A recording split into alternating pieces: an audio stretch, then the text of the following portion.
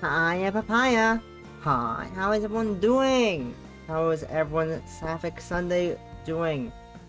My sapphic Sunday's been pretty good. I woke up, played some game, did some gaming, had some breakfast, had some lunch. Not in that order of operations I listed out in.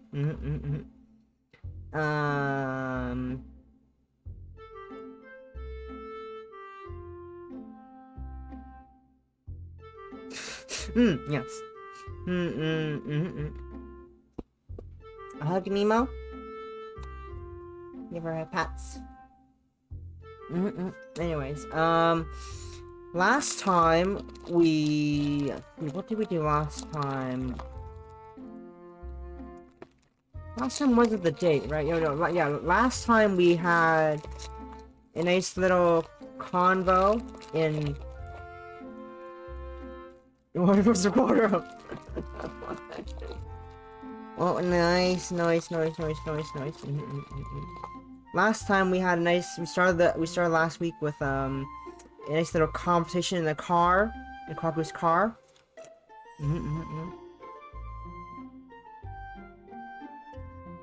It was only a competition. An and Kohaku only talked in the car. They told me to start fucking in the car. An totally did have a bunch of first times in a car.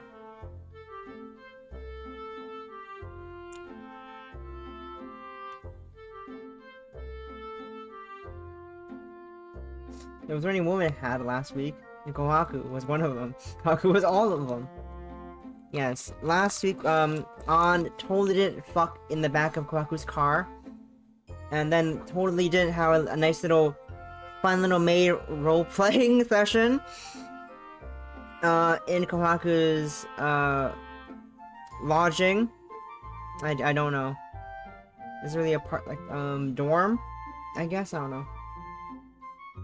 Yeah, Kohaku totally didn't wear a maid outfit, and totally wasn't role-playing as An's maid. Totally. And then they totally didn't sleep together. In Kohaku's bed. That was totally didn't happen in September. Totally not.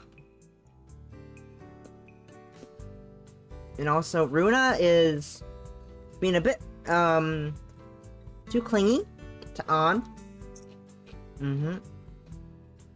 But two, definitely not. Definitely would be wild if they did start sleeping together and start fucking. Definitely. But, Runa is a bit too clingy to, An in October. She barged into the nurse office.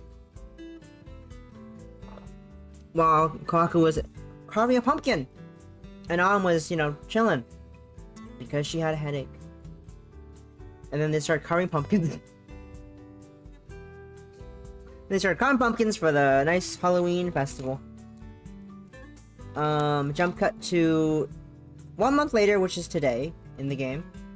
And, An and Kohaku totally weren't sleeping together in the nurse's office bed. And then Runa totally didn't walk in on them, sleeping together, half naked, in the nurse's office bed, in this bed, right here. Totally weren't doing that. Totally. Now ignore this. It is time for October. Or I guess, is it October? I guess it's October now. October, caught out. I thought it'd be November. Wait, what? Wait, what? Huh? Wait. Huh? What?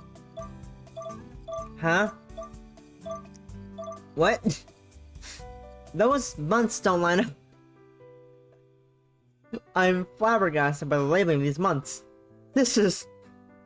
Don't we all know January, February, March, April, May, June, July, August, September, October, November, October?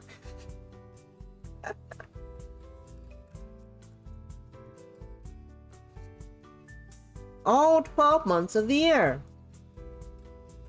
January, February, March, April, May, June, July, August, September, November. January, March, April, May, June, July, August, September, October, November, October. Those are the months of the year. Totally.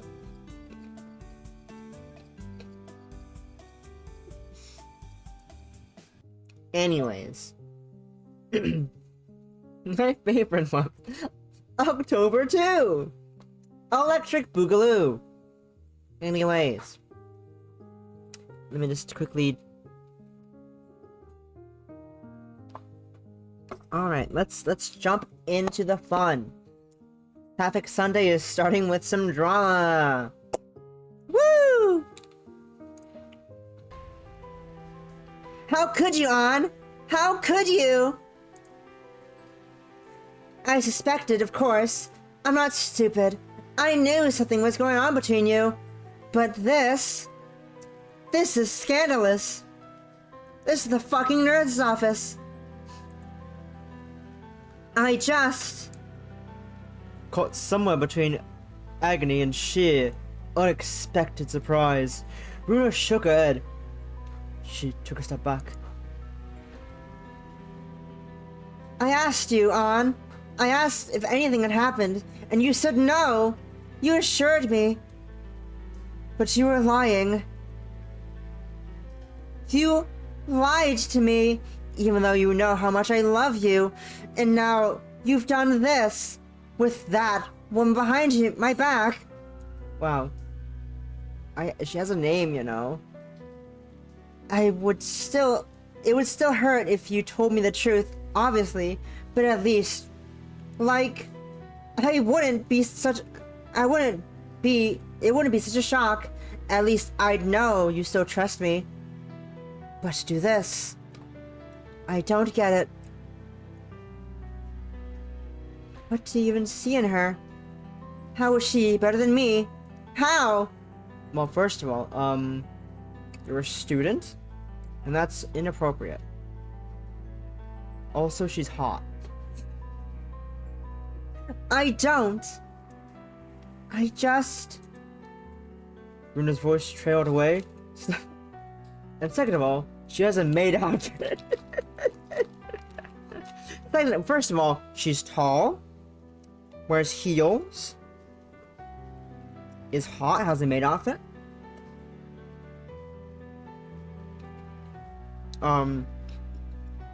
Is a doctor. Knows of my fatal condition. Nuna's voice trailed away. Sniffling, she bowed her head. Tears were beginning to bead in her eyes. Tears that she did not bother to wipe away. Slowly, they dripped down her cheek. I don't believe it. I don't want to believe it. I don't understand. Why couldn't it have been me? Why wasn't I good enough? You were my best ever friend. I loved you. You meant the whole world to me, and now... Runa's voice trailed off anew, overcome by tears, sobs racked her whole body, her slender shoulders shaking as though she might collapse. Anne watched Runa, fitfully, now sitting upright on the infirmary bed, dressed once again, but her hair still badly rumpled. Was there any way she could console Runa? If she had told Runa the truth, while she had the chance, perhaps the situation wouldn't have been so grave. But it was too late for that now. It was too late for a lot of things. Runa. Aunt spoke Runa's name softly, as though it was a plea. I'm sorry? Sorry, are you? Runa snorted. Sorry for what? For hurting my feelings? For breaking my heart? Or being caught in the act? Which one is it? don't... I just... You don't know, do you? Like, how like you? You might be older than me, but you've always been like that. So wishy-washy and indecisive. It's no wonder you didn't have any other friends. Not until I started talking to you. You can tell you're not interested. Not in anybody other than yourself. I'm sorry, but I'm sorry, but I'm fucking dying. What if I told you I'm dying?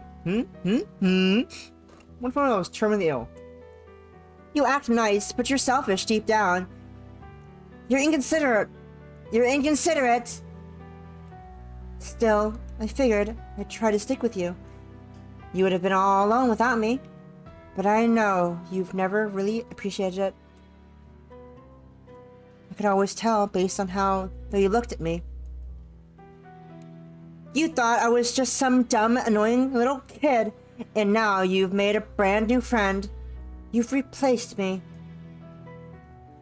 No, it's like that. Then what is it like, An? Tell me, what were you and Mrs. Saba doing?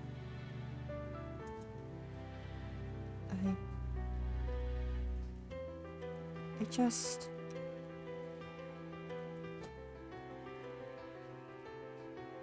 That's enough, Iguchi.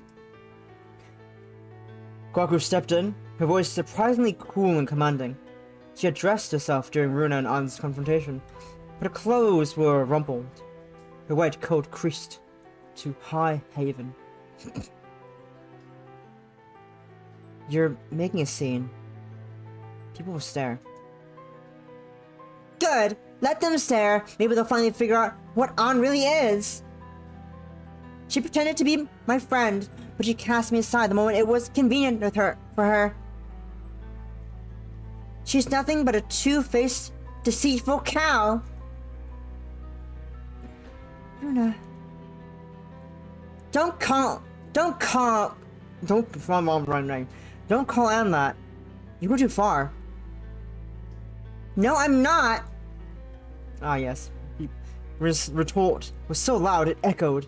The infirmary door had been left open during the commotion, and a couple of students had been passing paused to observe what was going on. How much had they seen? How much had they heard? There were only 2 girls. Girls from the middle school division? Or so it seemed. But that was still 2 girls. Too many. St. Cecilia's had a secluded school surrounded by maples, a cloistered underwater world, much like a fishbowl. But little happened on a day-to-day basis. Any and all news became widespread in under an hour.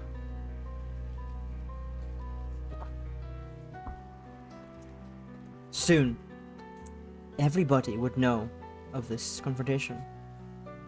It would be on the lips of every single student, from the very youngest too little to really understand what had happened, to the older girls in Runa's year. The teachers would know too, and Miss Akasaka. Oh god. What would happen if Miss Akasaka found out about this? The thought was enough to chill the sweat which clung to Anne's body. Worried about Cecilia's Draconia headmistress, however, could come later. First, Anne knew she had to placate Runa before she did anything foolish. Runa, please listen, I was just... No, I won't listen! Why should I, when all you do is lie to me? I can't stand you, Anne. I'll never trust you again. Never, ever. Not ever. I don't know why I even bothered. I hate you! Runa. Anne cried after Runa, but it was no use. Whee! Runa had already run away, pushing past the handful of girls who hovered outside the infirmary's open door. Her footsteps struck against the wooden floor as she ran. The pigtails streamed behind her like bananas. Bananas. Can't read. She turned a corner and soon was lost from sight. She'd vanished. Vanished. Look. I'm eating snacks. I'm running too fast. Well, shit. Kohaku's response echoed On's feelings to the letter. Well, shit indeed. Kohaku? What are we going to do?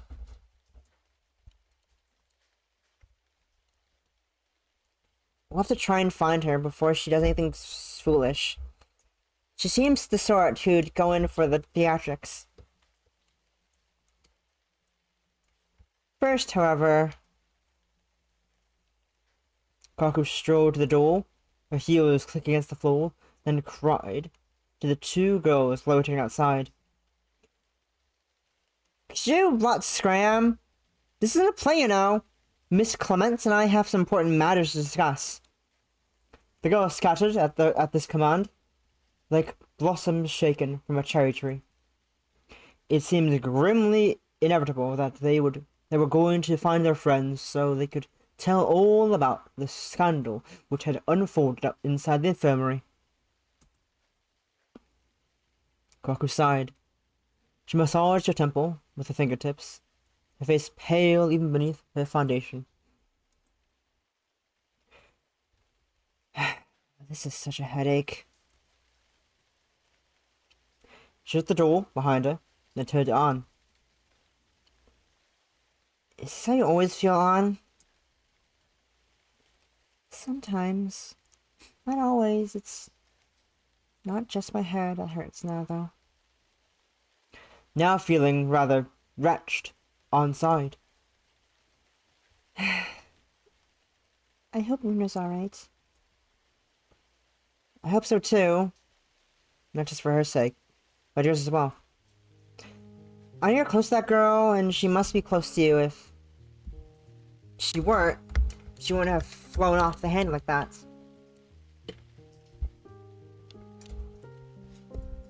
It would have been nice if she closed the door behind her before she started shouting, or at least kept her voice down. But I guess I can't hold it against her. She is a teenager.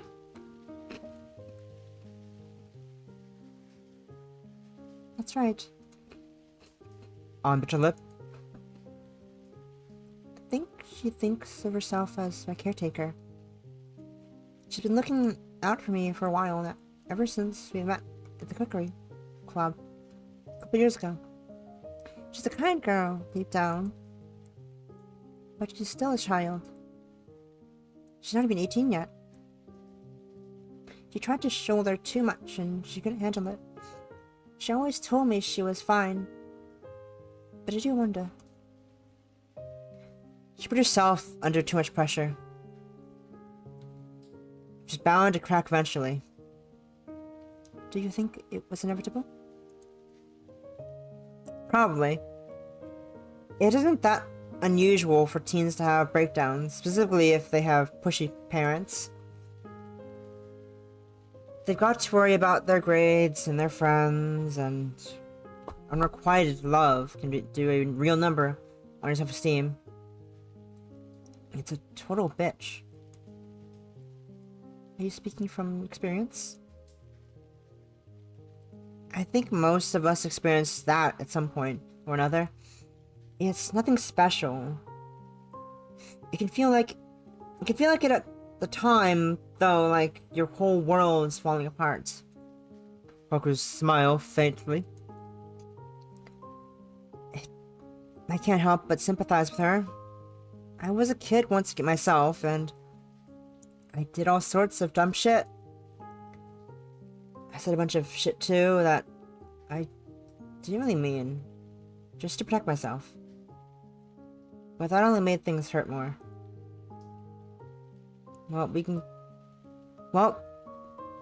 commiserate later. For now, Eguchi's safety takes precedence.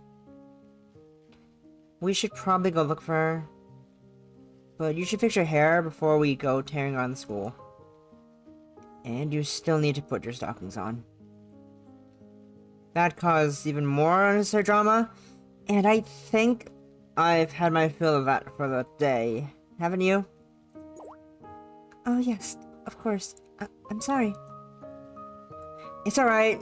Don't apologize. And she said some harsh things, but I think that was from shock more than anything. I doubt she really hates you. Are you sure about that? I'm positive. Feelings may be fickle, but they don't change all that easily. And Eguchi is a stubborn girl. I bet she loves you just as much as she always did, and that'll be why she ran off like that. She's crazy about you, and you never got a chance to let her down gentle. Now her heart must be broken. I just hope you get the chance to piece it back together.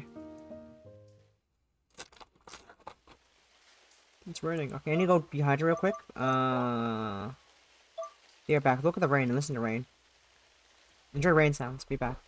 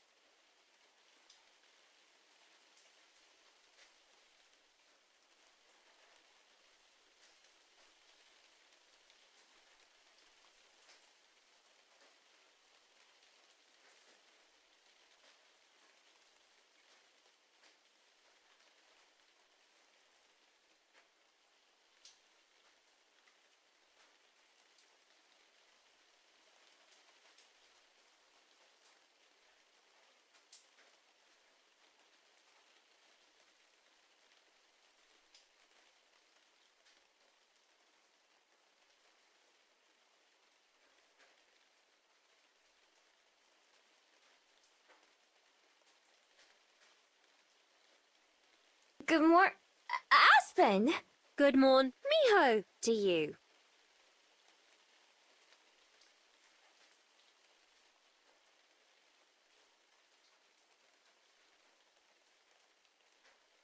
Good morning, Bolivia. Hi. Hi, Papaya.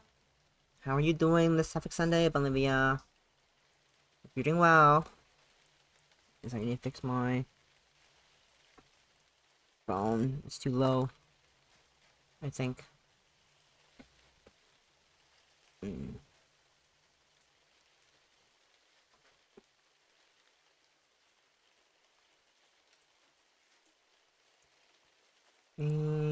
nope, almost forgot.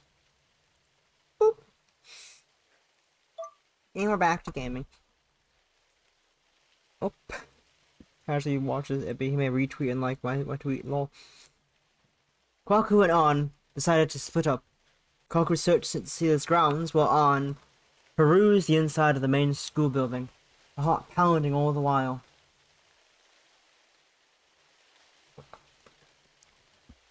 Her cardiac muscle had been tested so thoroughly during the last half hour, On feared he might give in.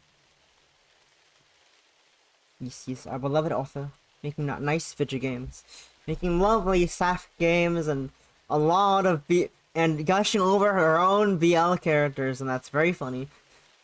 She really loves her own character. She loves her BL characters. I don't know the names, but she loves those 2 BL characters in that one BL game story that she made. She's constantly gushing over them on her Twitter, non-stop. That's very funny to me. Her head was starting to hurt. Her head was starting to hurt. Where are you, Runa? Anne spoke to herself softly under her breath, all the while pacing the school's hallways. I am currently trying to figure out a good place for the mic to stand so that it can still, the camera phone can still see my face, while the mic is still close to my mouth at the same time. Please be alright. Don't do anything reckless. Like, go to the roof. Don't do things stupid like stand on the fucking roof. The Yule stand. Ah, yes. The Yule stand. Why the fuck did you just go to the Twitter look at the fucking character's name? Did you go to look? Did you go to to look for the character's names? Possible. Number 1 Yule stand. I see. The school day was ending, and the girls in Celia's uniform loitering about the corridors. Some were on their way to their clubs, wearing their sports jerseys, while others were clustered about in groups, chatting. Anne sidestepped these students, her face taut with concentration. A few girls called out to her, but Anne brushed their curiosity aside. She was much too busy to stop and chat. It was imperative in that moment that she find Runa. Everything else could wait. Anne searched every single floor and looked in every single classroom to lift the veil. She could find hide nor hair of Runa anywhere. Have you checked the roof? Her favorite hiding spot. Was she still in Celia's campus? Surely she couldn't have gone too far, not when it was still raining. Where'd she gone, however? It was anybody's guess. The roof is my guess. Runa was such a flighty, impetuous girl. She could have been anywhere, like the roof. Runa, please. Anne paused by a stairwell to collect her thoughts. She breathed in, desperate for air, her lungs expanding and contorting with every pained gasp. She had only been searching for 15 minutes, but it felt like a small lifetime. Though Runa acted strong, Anne knew that this was nothing more than a facade. Beneath her cheery veneer, Runa was a delicate girl. When her father scolded her or her teachers berated her, it stung. Runa's smile often flashed her cute crooked teeth, but Anne knew that was just a coping mechanism. It was Runa's way of keeping a large, frightening world at bay. Runa was only 17. She had been in her last year of mandatory schooling, but she was still a child. She knew little of the outside world, and she was afraid of her future. She was afraid of disappointing her parents.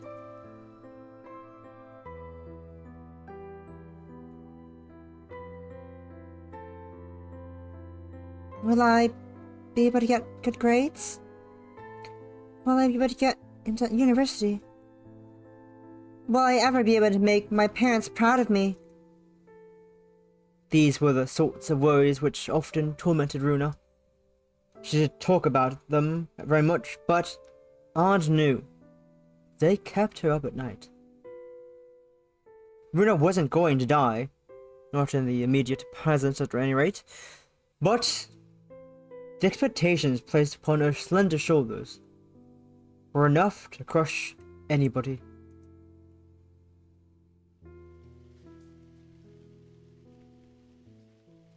Anne took in a deep breath, fingers curled around the banister. She was on the 3rd floor, It was quiet. The meandering students had gone to their club rooms already. The hallway was empty. Runa was a member of a club too. She did track, though undoubted she would be on the field right now. Where else could she have gone though? Perhaps the roof. It was like she wanted some time alone, to think. She would be somewhere isolated. Somewhere that was off limits. Perhaps. The bathroom. All of a sudden, On started. There was only one place Runa could have gone to after receiving a nasty shock. Whenever Runa wanted to talk to Anne, she hauled her all the way up to the roof. It was with this thought in mind that Anne began to ascend the staircase to the next floor, her heart hammering in her chest all the while. As she walked, she scolded herself internally for being so careless. How could she not have realized this sooner? Maybe Anne thought bitterly. Her brain had turned into pudding. Her legs were shaking so much it certainly felt like they had. What an idiot she'd been. Anne dashed as quickly as she could to the top of the stairs. This time she did not pause to catch her breath. There wasn't enough time. She reached the small, unassuming door which led to the roof, and as she did, her heart pounded. She wondered briefly whether the door was locked. The handle gave way easily beneath her palm. Runa must have been there after all. The door creaked, and as it did, Anne inhaled.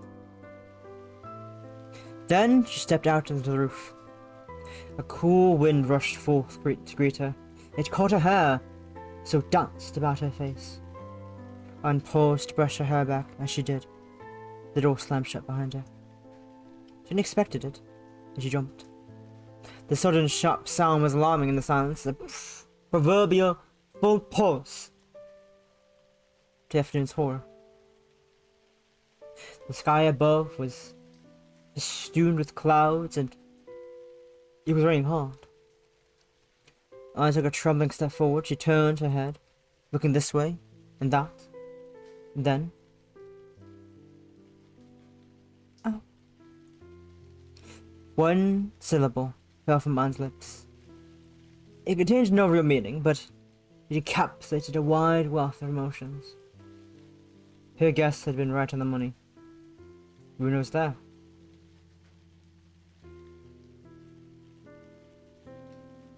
She was sitting on the low stone balustrade which fringed the roof. She supported herself with her hands, while her legs dangled into the abyss below. Her position was precarious, but she seemed not to notice it. Her posture was disconcertingly relaxed, as though she was waiting for a bus, legs kicking to and fro all the while. Runa. Anne tried to call out, but she didn't have enough oxygen. The exclamation came out sad and constrained instead. Her breath caught in her throat like shards of glass. She was afraid. If she cried out, Runa might lose her balance. Then she would fall. Oh God.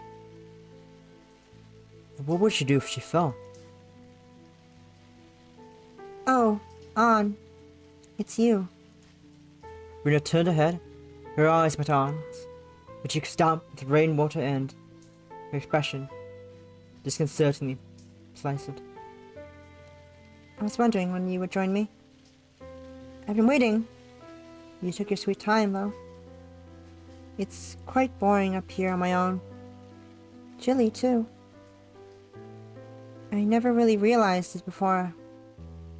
After all. Runa glanced at St. Cecilia's campus. It sprawled out beneath her like a picnic blanket. It was green and verdant, but even that looked grey beneath the cloudy sky. I'd never been up here on my own before. I always used to come here with you. But I suppose that'll change from now on. I doubt you want to be with me anymore. Not now. Not now you have Mrs. Saba. I've already been replaced. No, that isn't true, Runa. Please. So you're still saying that? How could you stand there and say that on? After everything I've seen? I never knew you had it in you. You might act shy and retiring, but you're surprisingly brazen.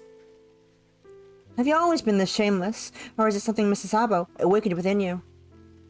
And here I am, silly me, thinking nurses were supposed to make people feel better.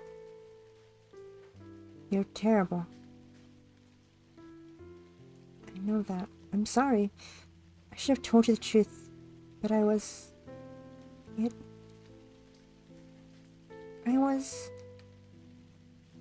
scared. Really, you know? Runa snorted. If you'd have been that scared, or you wouldn't have been coddling with Mrs. Saba in the infirmary like that. Did she make you feel so good? You just couldn't help yourself? I can't imagine that. But you've done a whole bunch of things these last few months I never thought you were supposed to. You're capable of. Like lying to my face and taking me for a fool. Did you get a kick out of that, Ann? No, I didn't. Are you sure? You weren't snuggling out with Miss Saba all buddy-buddy laughing at me and how little I know. Did you think it was funny, playing me a fool? It's not funny. None of this is. It's just sad, Runa. Please. I'm not laughing at you, Runa. I wouldn't do that. I don't want to hurt you. You could have fooled me. It's true. I wanted to tell you what was going on, but you didn't. I know I didn't. It's just... You just... What?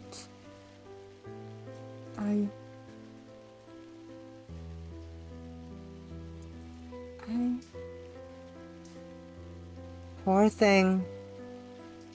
Coming clean must be hard after you've told so many lies. It's no wonder you're struggling. I didn't mean to lie to you, Runa. Only because I didn't want to hurt you. It's because we're friends I didn't tell you. I still care about you, though. I never want to hurt you as I have. I know this is all my fault, and you don't have to forgive me, but I still want to tell you that I'm sorry. I really am. Oh, Ann. Runa's expression softened. For a moment, Ann hoped that she'd managed to achieve her mutual understanding. But this hope was a fragile hope, which lasted little more than a moment. You say you're sorry, but is that for my sake or yours? I really do wonder. Yours, of course. I'm sorry I upset you. I didn't mean... Yes, I know. You said that already. It doesn't change how I feel, though. Your apologies don't change a damn thing. Runa's eyes narrowed, her fingers tightened about the balustrade, nails scratching against the unyielding stone. Why should I care about your apology when you've already admitted, in your own words, that you didn't care about me? Don't act like it's my duty to forgive you. That's not fair.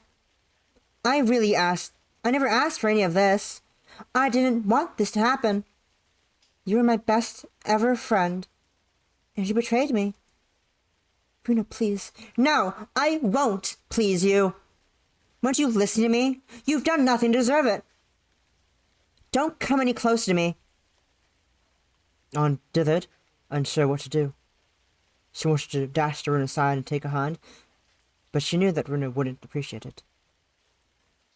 She recoiled from Ann's touch, and if she had recoiled from her words, then she would slip and fall.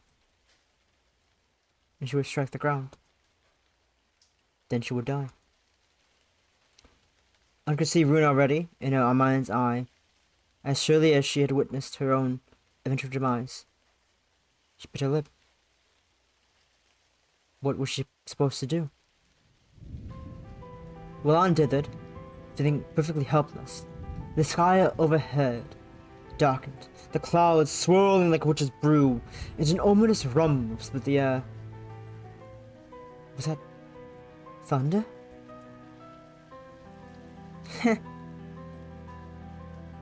This is all pretty convenient.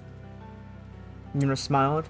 She extended one arm, her palm upturned to catch the falling droplets. She's supporting herself with only one hand now, her fingers curled around the stone balustrade, so tight their knuckles turned white. I told myself I wouldn't cry over you. But maybe that doesn't matter. It's raining. So hard, you won't even be able to tell. I guess it's my lucky day. Softly, Runa laughed. The thunder might be taking things a little too far, though. It's so melodramatic. Runa's laughter was lost to another ominous rumble. The clouds were stirring, the rain falling thicker and faster. Ann stood beneath the falling rain, her head bowed. She did not duck for cover, and neither did she try to protect herself. Each droplet of rain struck her like a lament, driving the air from her lungs. She gasped. Runa, please come away from there. You'll slip. Like you care? Of course I care. I still think of you as my friend, even if you don't. I don't want you to get hurt. Why should it matter? It's too late. I'm already hurt. I mean physically. If you fall, you'll break a bone. You might even die. I should be so lucky. Runa frowned. Her long hair stuck to her cheek, dampened by the rain, while her dark blouse clung to her chest. I've never been enough for my parents, but I thought I should try and hang in there for your sake. You might be older than I am, but you've always been so quiet. It's almost made me feel like the senior. I thought I had to look after you, especially when the girls in your year all graduated. I wanted to support you when nobody else would. I wanted to protect you. I gave it my all to make you smile, even when I was feeling blue. But it still wasn't enough. Runa's expression darkened. I've never been enough. If I was, you never would have chosen Kohaku over me. At least my parents had the good grace to tell me I'm a nuisance. They don't pretend to care about me, not like you do. You're just playing with my heart, and for what? Your own self-satisfaction? No, I'm not. That's not what I wanted. I do care about you, Runa. And I understand how you feel, but no, you don't. You don't understand, and you don't care, so don't act like you do. Runa grit her teeth together. Cold raindrops were coursing down her cheek as she spoke, which, as Runa herself had said, made it impossible to know whether she was crying or not. Ann rather suspected, however, based on the way her shoulders were shaking, that she was. She sounded distraught. You've only ever seen me as a friend, but to me, you're so much more than that. I didn't just like you, Ann. I loved you. I loved you a whole bunch. With all my heart. You were everything to me. But I was just something to you. I was nothing more than a way to pass the time. And I'm sick of it. I don't want to stick around, being the third wheel while you hold hands and act all lovey-dovey with the Kohaku. It makes me feel sick. I'd ask what she has over me. And she had never known her for a year, but I guess it doesn't matter. She's better than my virtue of not being me. She's mature and cool and confident, and I'm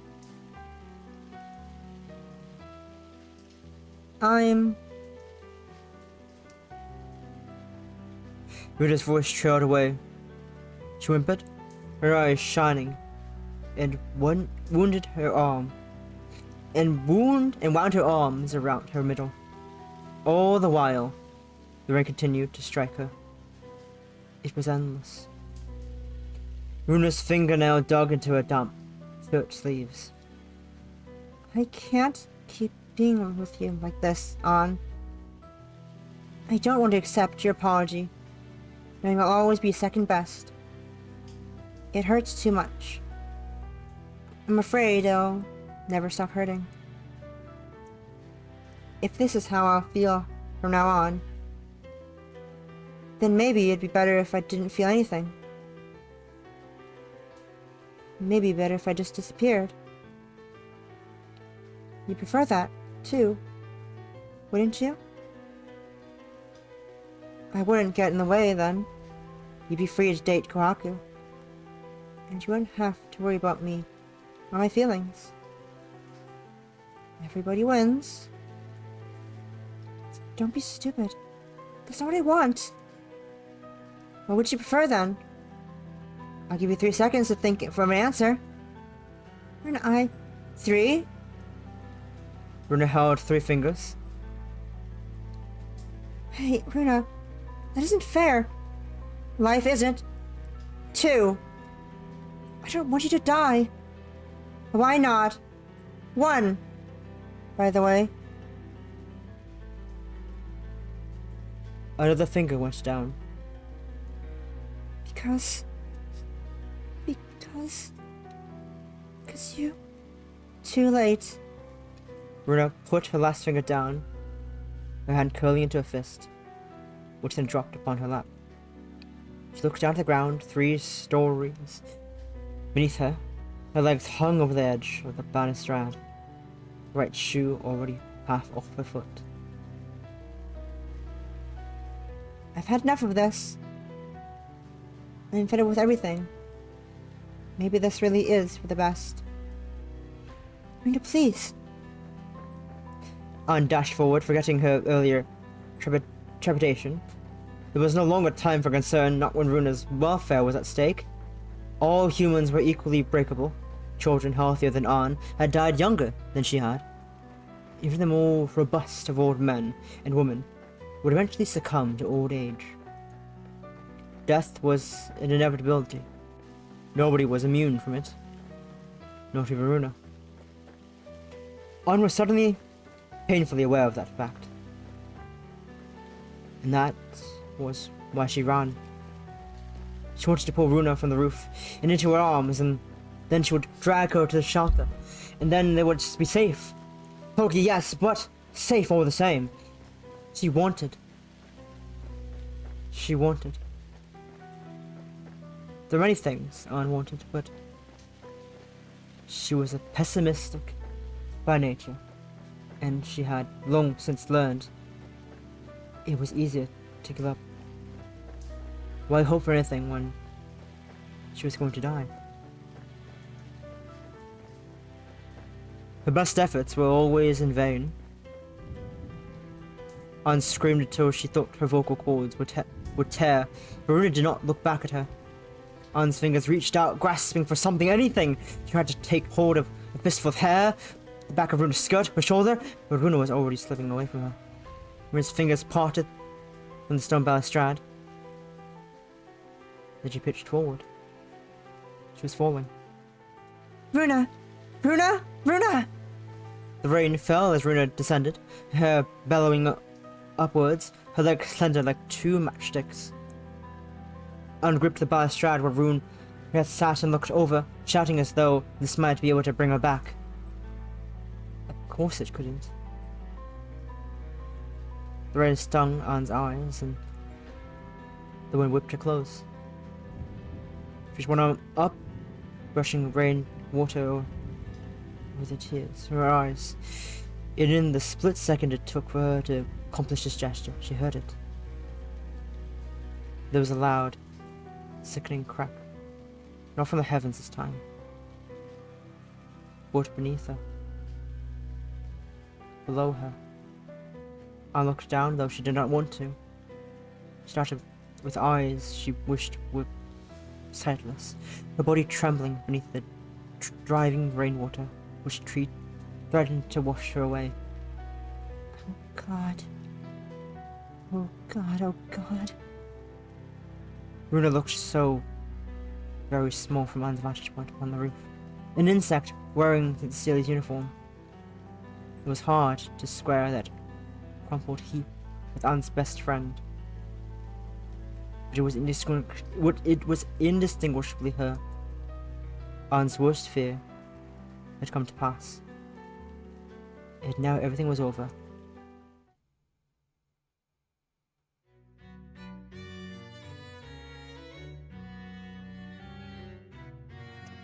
What the fuck?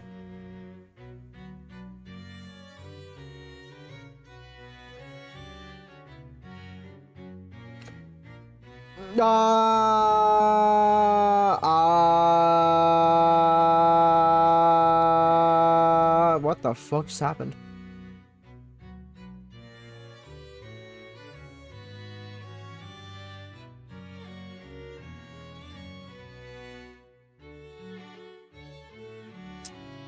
What? Huh? What the fuck? What the fuck? The fuck? Runa, no! What the Runa? Runa! What the fuck? I'm copium that she's alive.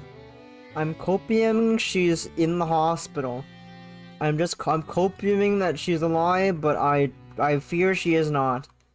I'm on some copium. I'm copium that she is alive. Thank you for the hydrate, possum.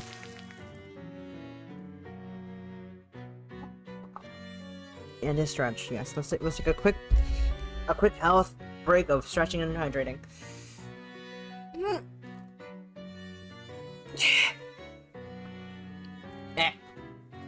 My body.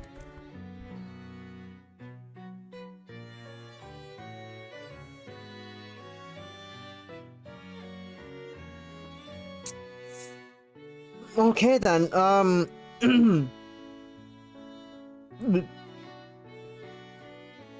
Miss Saka, you're putting it, Miss Akasaka, you're putting it really lightly here.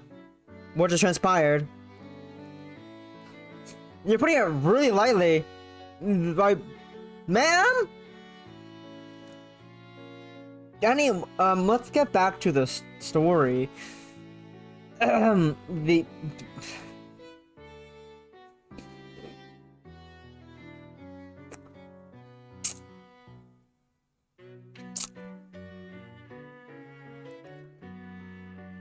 Oh, dearie me, looks like we had a little fucky-wucky. Oh, what a fucky-wucky we just had. Goodness me, this is unfortunate. Anne looked down at her lap. Her fingers were coiled together in a manner more intricate than a nautical knot, as was her stomach. She felt sick. It had been a day since Runa's fall from the roof. Kohaku had called an ambulance post-haste, and Runa made it to the hospital the evening prior. Runa had broken her leg and cracked a couple of ribs during the fall, but she hadn't sustained any injuries more serious. Hey, she's away! She's in the hospital! We hoping she's in the hospital. Yay! Her condition had been stabilized overnight, and she had even opened her eyes for a brief while. Though she'd been pumped so full of painkillers, she couldn't partake in lucid conversation. That was as much about Runa as Anne knew. She hadn't had a chance to visit her yet. She'd been too scared, terrified that everything which had unfolded had been all her fault. Anne had barely slept the night before, and she hadn't eaten. Whenever she closed her eyes, she saw Runa's tear-stained face, her twisted brow.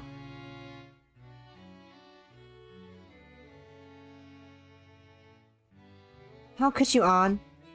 How could you? Anne had played the scene in her head countless times during the last 12 hours.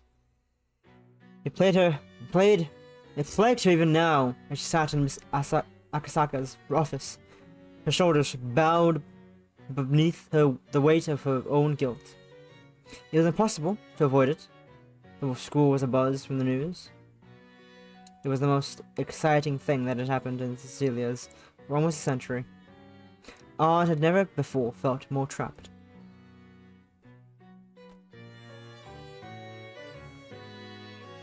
Miss Clements? Yes? Yes, ma'am, I think you mean.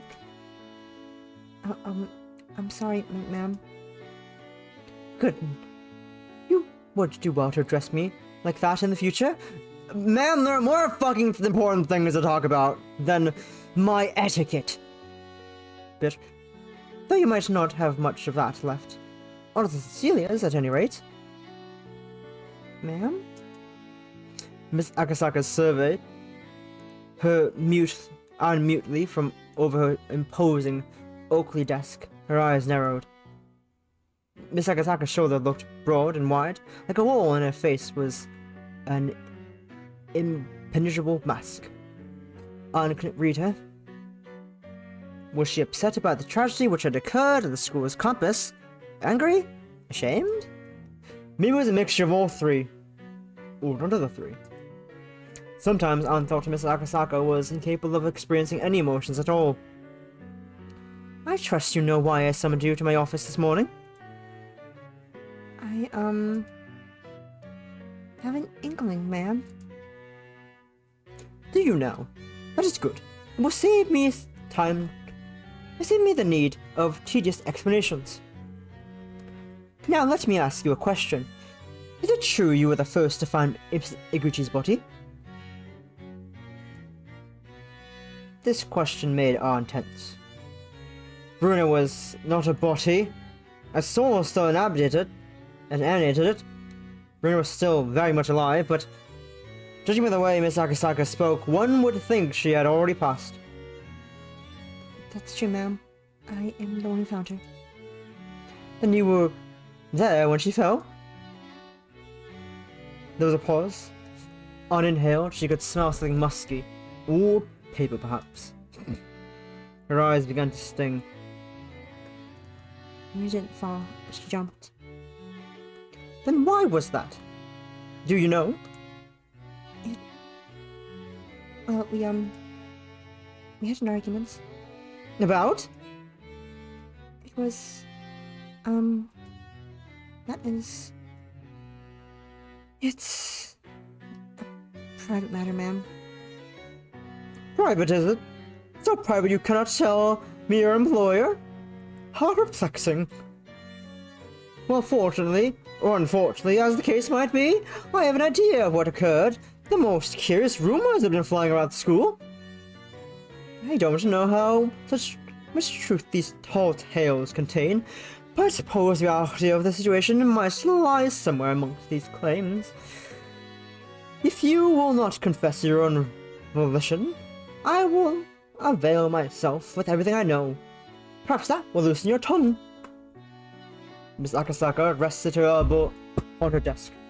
She steepled her fingers together, her eyes boring into Anne's.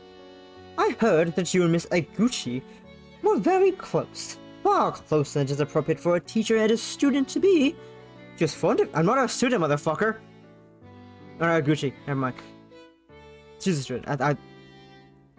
Splatoon? Then a student must be. Oh fuck, my toe is stuck. It's no longer stuck. She was fond of you. To discretion. Distinction.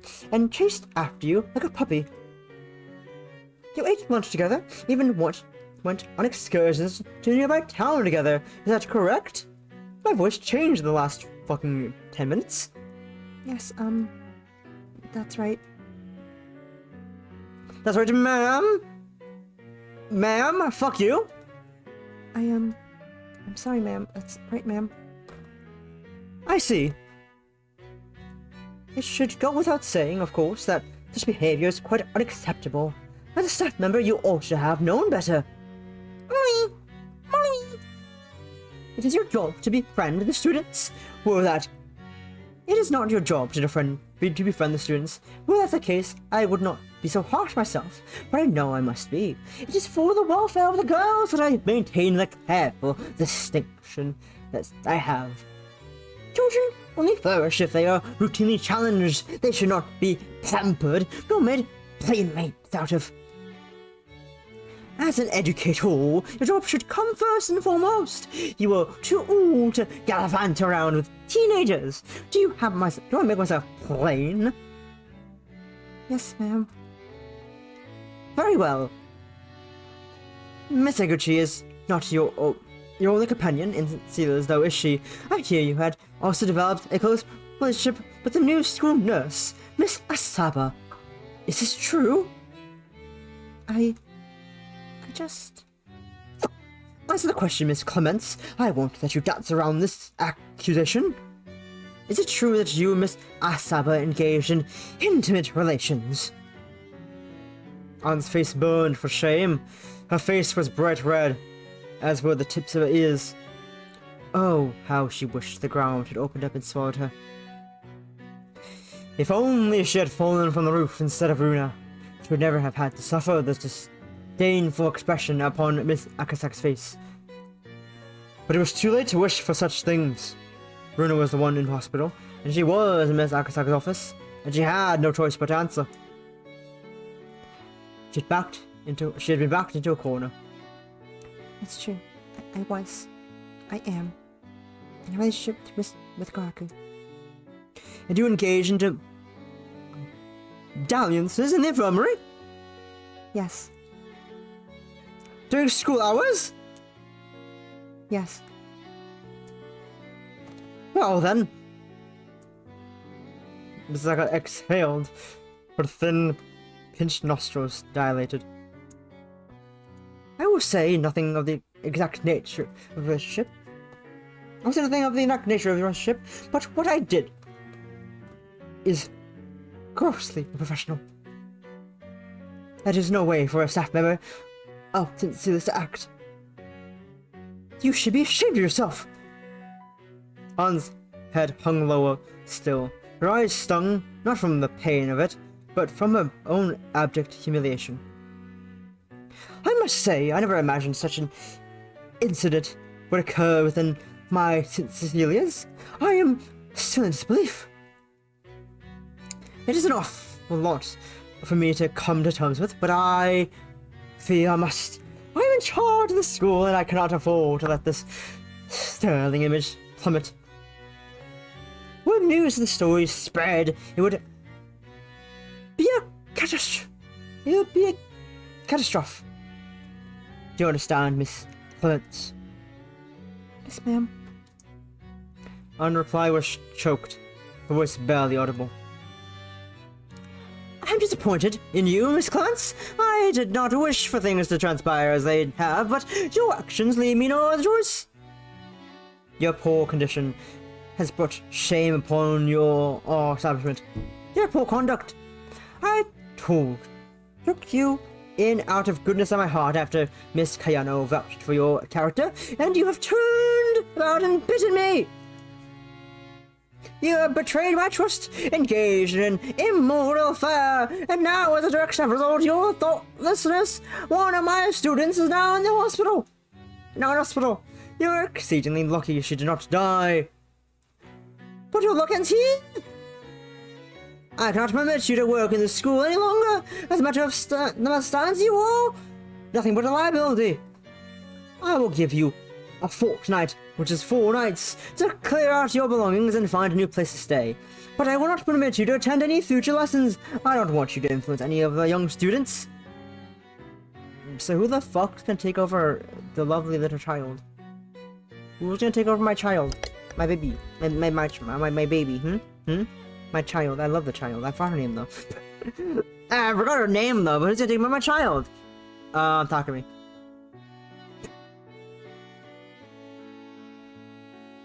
I like her the only reason I remember her name is because she shares the name with a Fire Emblem character.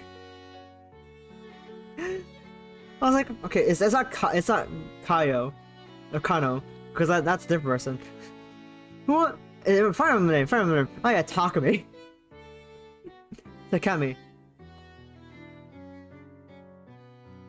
Now, I grow wary of lecturing you. I no longer wish to see you in my office. You are an eyesore. Also, she also shares the name with Takemi from Persona. Panette. Miss Akasaka waved one imperious hand in Ann's direction. Get out of my sight! My voice changed and cracked 3 times in that conversation. Wasn't this a kick in the teeth? I can't say I didn't expect it though. Ann found Kohaku outside, sitting on the bench in the courtyard. It was the same bench they had sat in back in April, when first they had met.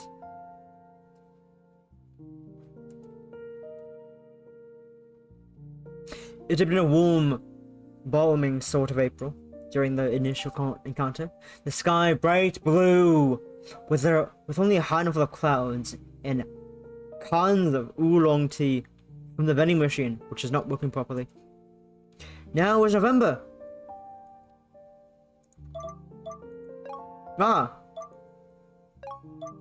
It is in fact November. Yes.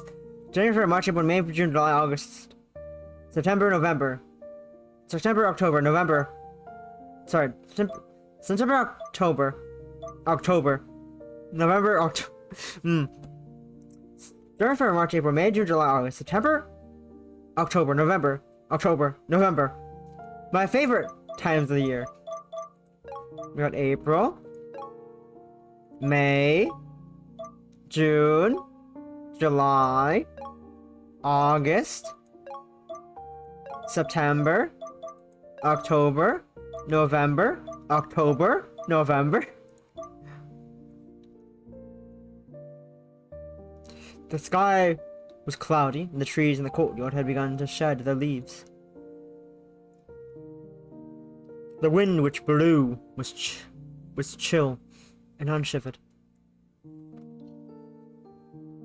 Are you alright?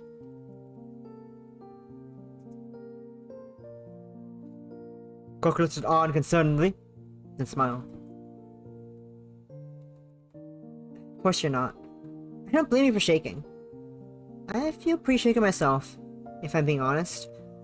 I just got fucking fired from a job. It's not pretty rough.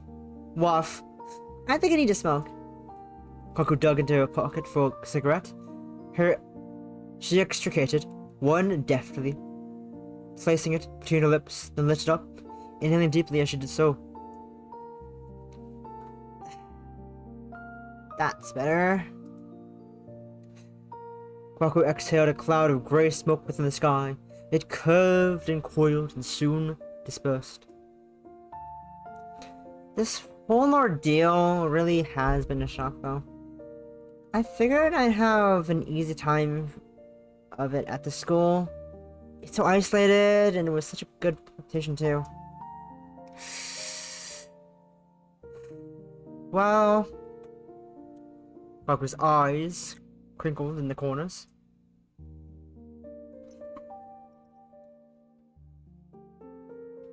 Guess I took a nosedive for... I guess I'll take a nosedive if word of what happened goes out. Which, it will. It always does. It's impossible to keep things hush-hush nowadays. People always talk. Miss Misako will have her work cut out for her. Not that I care. I don't have an ounce of sympathy for that old brat. She's truly awful. Did she talk to you as well?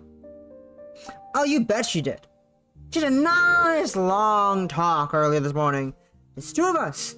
I figured she'd send you soon after, so I'll wait it out here. Did she give you an earphone? She gave me 2 earphones. I feel like my head's been boxed.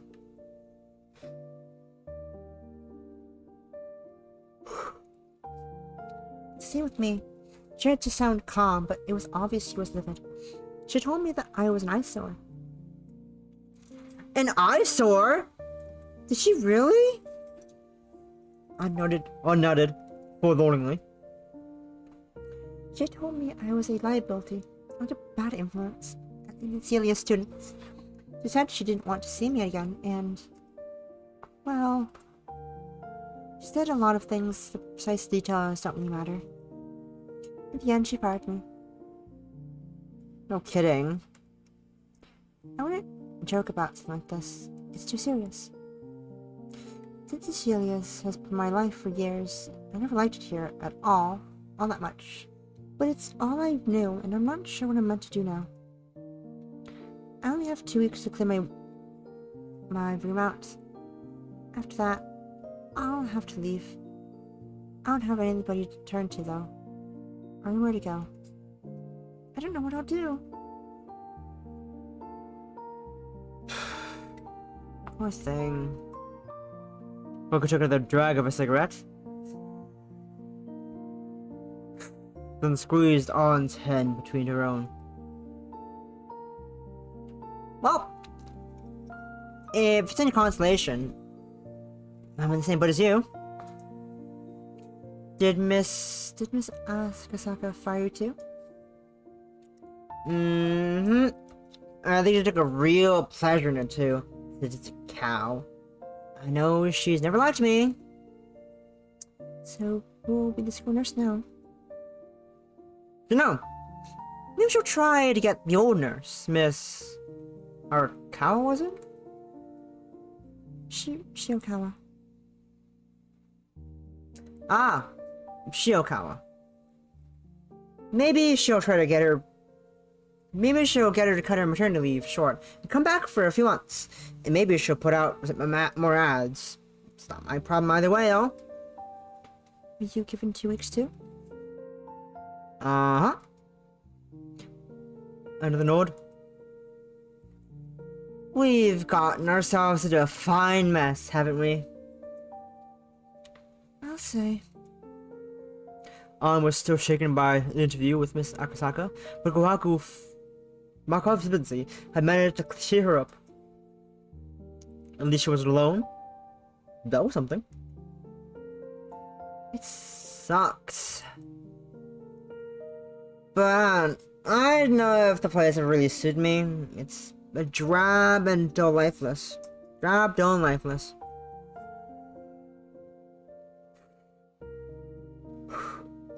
The Charter is nice to visit on, but I'm way more at home in the city. And the hustle and bustle. Why did you come here then? I figured it'd be nice at your pace. And I need some peace and quiet.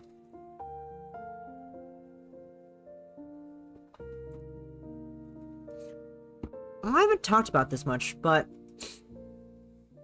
Kohaku took a good drag of a cigarette. She inhaled the smoke greedily. Eyes half-lidded, as the nicotine filled her lungs.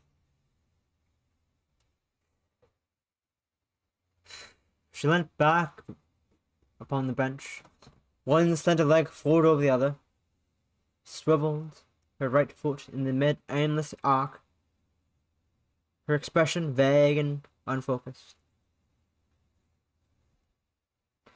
Ash began to crumple from the edge of the cigarette. Some of it landed in her lap.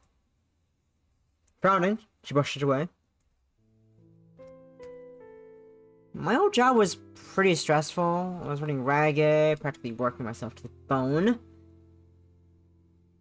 I was the only woman resident, and none of my colleagues took me seriously. Thought I was there on a lark or for a bit of fun. I got teased by it a bunch. Don't think you wasted here. Don't think you're wasted here. Don't you think you're wasted here? A pretty woman like you. Being poked fun at was not rotten, really. When I was working, I was just as hard, if not harder. than the others, but that was the least of the shit I had to put up with. The jeering was far preferable to outright hostility, the sneers and insults, and the orders to keep my nose out of things. To let the men do the real work. I busted my ass off trying to prove myself, but it wasn't enough. I don't think it ever would have been enough. Those bastards thought they had me pegged from day one. They judged me the moment they saw me, that I was a woman. My degree, my hard work, and all my accomplishments meant fuck all to them. I could have found the cure for cancer itself, and they never would have accepted me. In fact, it probably would have made them hate me even more for showing them up. The job was stressful as fuck to begin with anyway. It's so fun working with people who are on the brink of death and being treated like shit. Shit did not work. I tried to grin and bear it the best I could, but we all have our limits. In the end, it was too much. I couldn't hack it.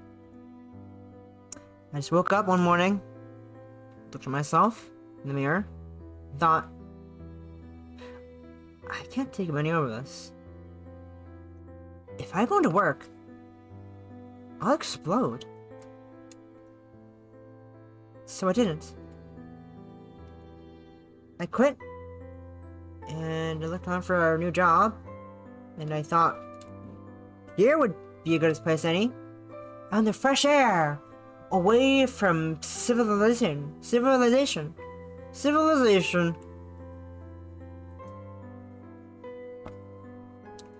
Kohaku smiled. And away from men, too. It's a real pity that women can be bastards, too. But Miss Akasaka would give any of my old supervisors a run for their money. She's been scarier than Saito.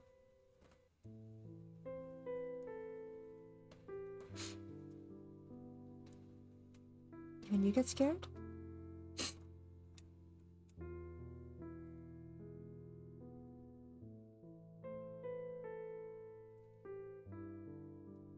All the time for a few months. I was scared sick every morning before I went into work. I had nightmares about it too. It was miserable. Oh, I didn't know.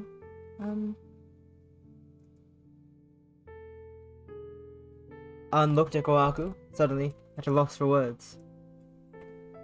She read a lot and her vocabulary was full and busting with unusual words and archaic turns of phrase, but when it came to casual conversation, Ann always found herself fumbling. If she was a character in a novel, Ann was sure she would have known exactly the right thing to say. She would have delivered a speech filled with panache to soothe Kohaku's aching heart, but Ann felt quite out of her depth. She was nothing more than a young woman, only 20 years old, and she had so little life experience. Her opinions carried the same weight as crepe paper. Abashed, Ann eventually settled upon a soft-spoken, I'm sorry? Now, why are you apologizing? It's really not your fault. It's people I worked with.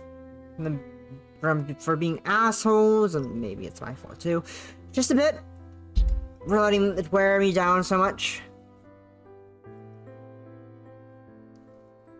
I thought I could tough it out. I thought wrong. I'm not as indomitable as I like to make it out. I'm not like Miss Akasaka. I'm glad you're not like Miss Akasaka. I can't stand her. I do like you, and... Oh. Kohaku? Unsteady Kohaku. Her voice trembling with emotions. It's not your fault that You've suffered like that. You did nothing wrong. You shouldn't feel bad. Well, thanks for the vote of confidence. You might not know it, but sometimes you need it. I know I've talked down to you some, and treated you like a kid, but I ain't all that mature either. I just like to pretend that I know what I'm talking about, but I don't.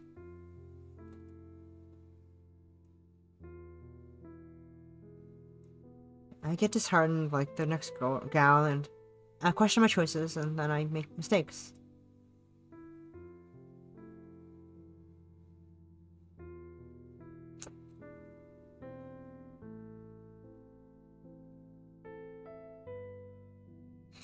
I think I made a mistake when I applied for this job. Not that I regret it, I'm glad I met you, at least. But it wasn't in a good way before I came here. My self-esteem was at an all-time low, and I figured I'd never be able to hack it as a doctor.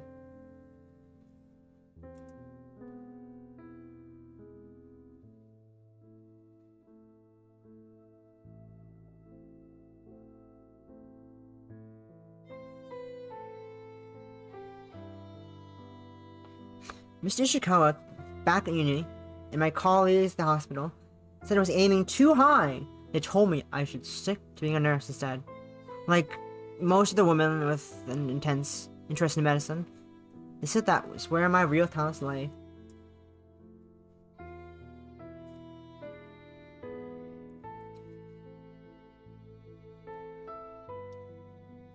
Well, I told myself they were right. I really couldn't hack it as a doctor, so maybe I should take their advice. I'll become a nurse, like they said. Looking back at it, I think I came here as a means to punish myself. I let myself down so badly. I figured this was what I deserved. It's funny, isn't it? I talk myself up a whole bunch. But when push comes to shove, I'm nothing special. I'm almost 30, but it feels like I'm still a kid in a lot of ways.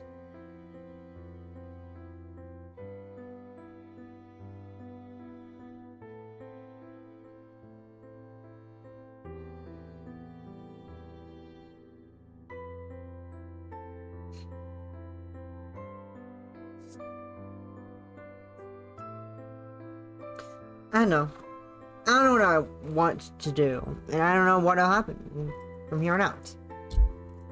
But maybe I should take this as an opportunity to grow.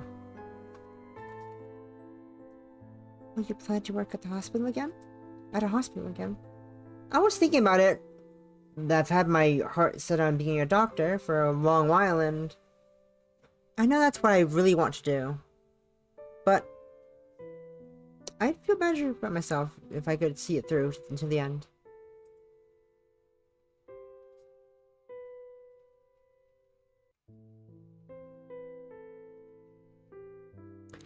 I don't know if I can hack it alone, though. I tried that once, and it didn't work. I wasn't strong enough. I need somebody I can lean on for more support. Otherwise, I'm afraid I'll start floundering. What will you do then? Will you go back to Tokyo? That was the general idea, yeah. It's not like there are any opportunities out here, in the middle of nowhere. But I'm in no hurry to leave you behind either. I've grown pretty fond of you, and I was wondering. Kohaku dropped her cigarette onto the ground, stepped it out beneath the heel of a spiked shoe, then turned it on. With eyes that were full of earnestness, Kohaku took both Vaughn's hands between her own and said, "Would you come with me?" With you? Kohaku nodded. This isn't some pie-in-the-sky fantasy either. I have a plan of sort. I've got some savings and we could rent an apartment together. I wouldn't be able to afford anything too fancy, but it'll be better than none. I'll look for a job. It shouldn't be too hard. Hospitals are always short-staffed, and you can, I don't know, do some teaching on the side, or even stay at home and look after the apartment. I don't mind. You whole lesbians, let's go. You whole lesbians. Even though they're both moving already in general, because they kind of have to move. They're getting kicked out anyway, so like, they don't have a choice. They kind of have to. They kind of lost their job and place to stay.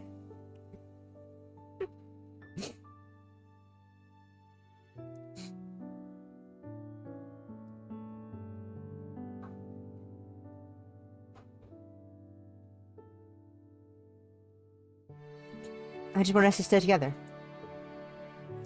It wouldn't be the most glamorous of lives, but it'd be better than nothing, and I figured you had nowhere else to go, so not quite the trope because they didn't move in within a week of knowing each other.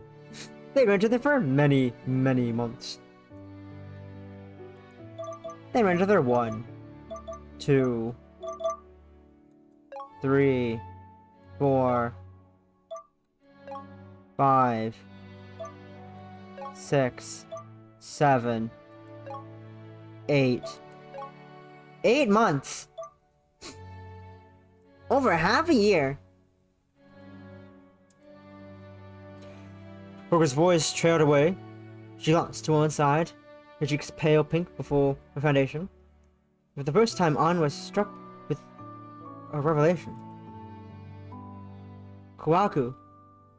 But you get embarrassed too.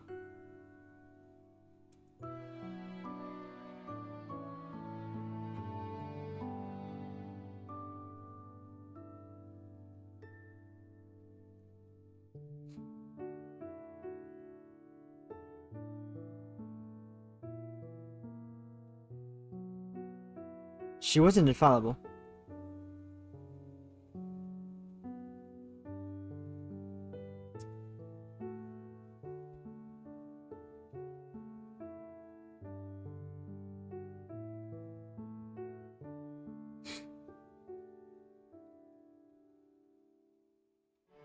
She was worried about her future prospects, and she was terrified of being rejected. I mean, rejected by YouTube. She was terrified of being rejected by her. And had always thought herself the needy one in the relationship, taking and taking, while providing little to value. She had always wondered what good qualities, if any, Kohaku saw in her, but now she wondered about this no longer. Kohaku relied on her for more support and affection, just as Ann did.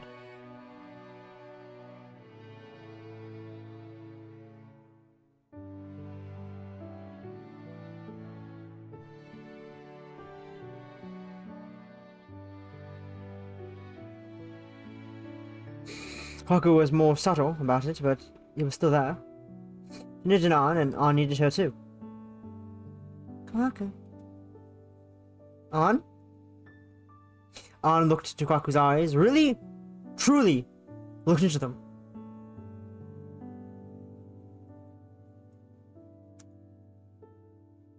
In those eyes, she saw not a mature, confident woman Kohaku pretended to be. The awkward, self-trusting woman she really was. She could see all of Kohaku's flaws, and she loved all of them. She smiled, she squeezed Kohaku's fingers between her own, and she rested her head on Kohaku's shoulder and said,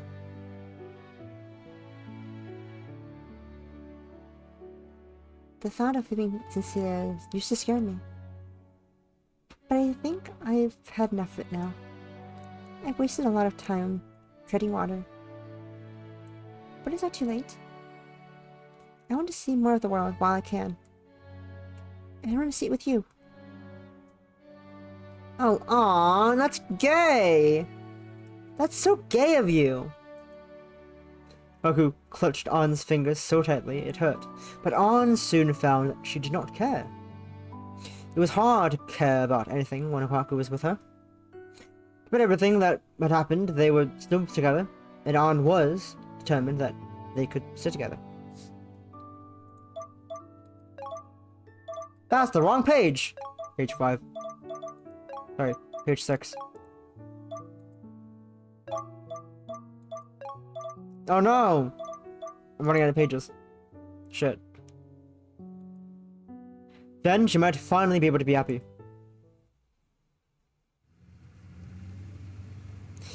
It was a handful of days after Runa's fall from that on finally mastered the courage to visit her. Kohaku drove her to the hospital in silence, neither of them speaking. She didn't play any of her songs over the speakers, which their incessant electric humming and beeping. He was silent save for the hum of the car's engine as it cruised through the countryside roads.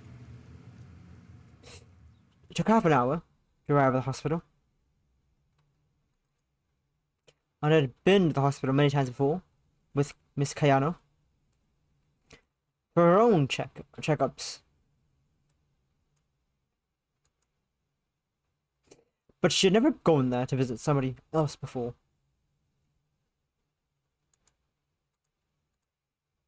It was a strange feeling. The hospital looked the same as it always did, but the knowledge that Runa was within it made her feel alien and unfamiliar. It was a thought that An had stepped into a parallel world, a universe which looked much the same as hers, but was subtly off. When she stepped out of Kohaku's car, a chill wind disturbed her hair. She shivered. Are you coming with me? Oh my god! She's in a turtleneck. I love her. Kohaku glanced over at An, still sitting in the car, and shook her head. I think I'll pass if it's all the same to you. I don't know if Iguchi wants to... I don't know if Iguchi will want to see me after all... After that much right now. We were never close. In fact, I think she hates me. She didn't hate you. You sure about that? Kohaku laughed, then shook her head.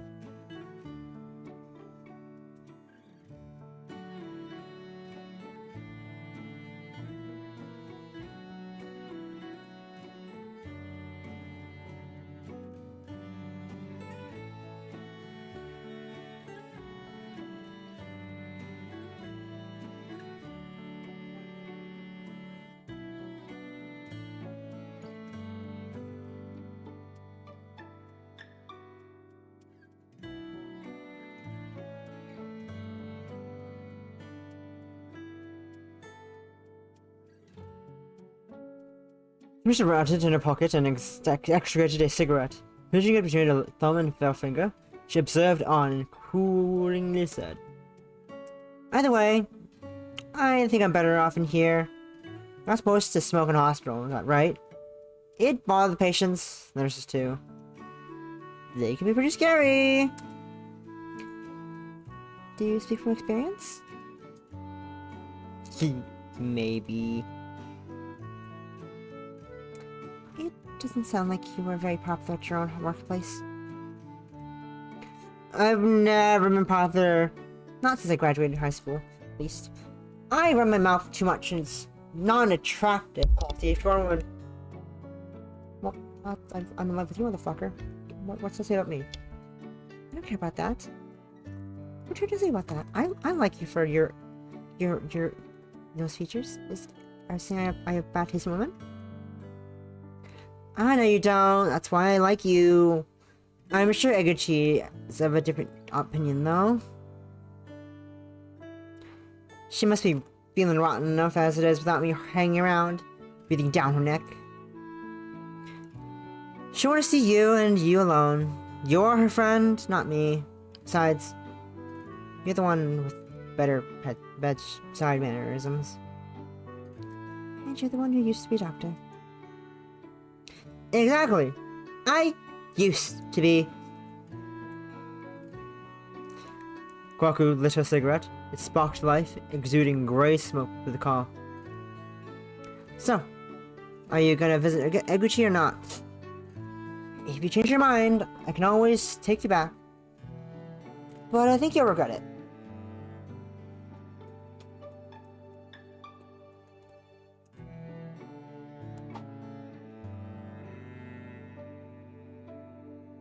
You've got to say goodbye to her, at the very least. I don't want you to run away. Is that what you're doing? What? I'm doing is called being considerate. I don't do it all that often, so you might as well make the most of it. What I'm doing is being considerate. Okay, alright, fine. I'd hoped that Kohaku might come with her for more support, but the logic behind Kohaku's argument was unassailable. Runa wouldn't want to see her, and Kohaku around would only cause further complications.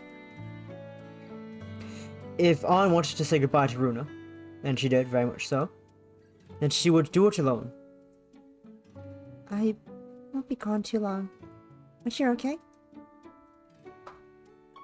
Aye aye, Captain! I have literally nowhere else to go. Aye aye, Captain! Kohaku gave Ann a salute, a little cigarette pinched between her lips. Don't worry, I'd wait for you till the world falls down around me. That's very apocalyptic. I was trying to be romantic. Didn't work. Not quite. But I appreciate the thought. I appreciate the sentiment.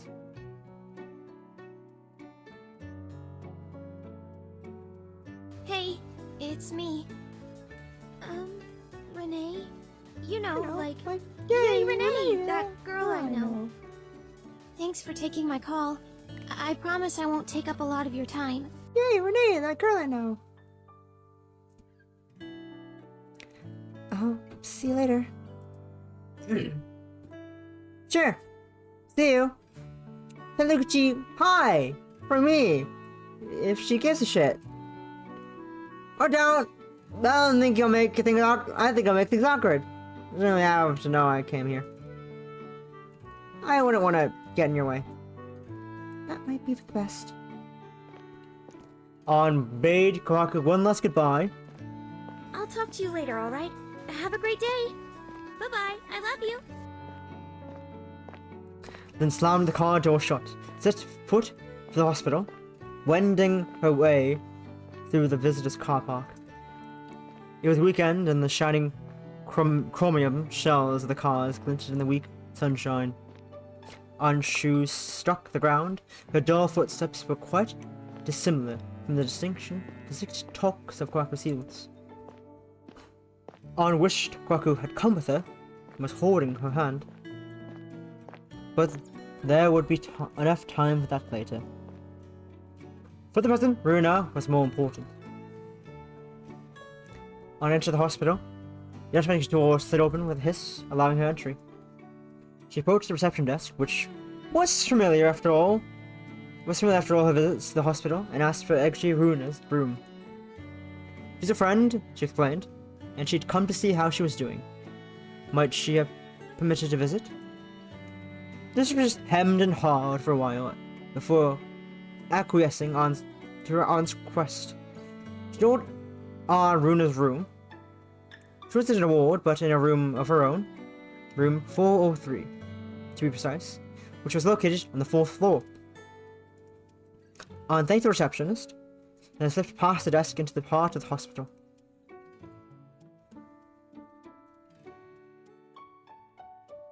Give me a second to put something else in the background, because I think I just ran out. I think I had just run out. It just finished, and I need something else to distract my ears. To distract my ears, but in my eyes at the same time, but also my ears. Mainly my ears. It is the music. Because music is different and bizarre. Makes you do things. Like murder. I mean, what? Anyways. What you're up to? But what, you're doing art. You're doing art possum like usual. Is that what's up? Are you doing the arts and crafts? You crafty bitch. Surprisingly, no. What the fuck? Who are you? Who are you? What are you doing the possum? Who are you? Oh my god. Oh my god. Oh Whomst. Whomst. Whomst is thou?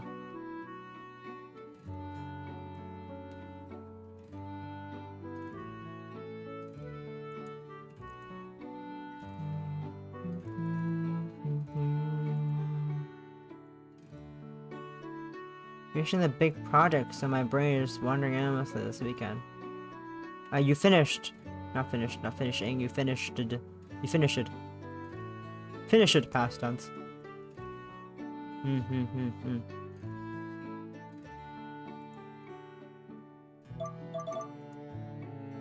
Finish it. Finish it.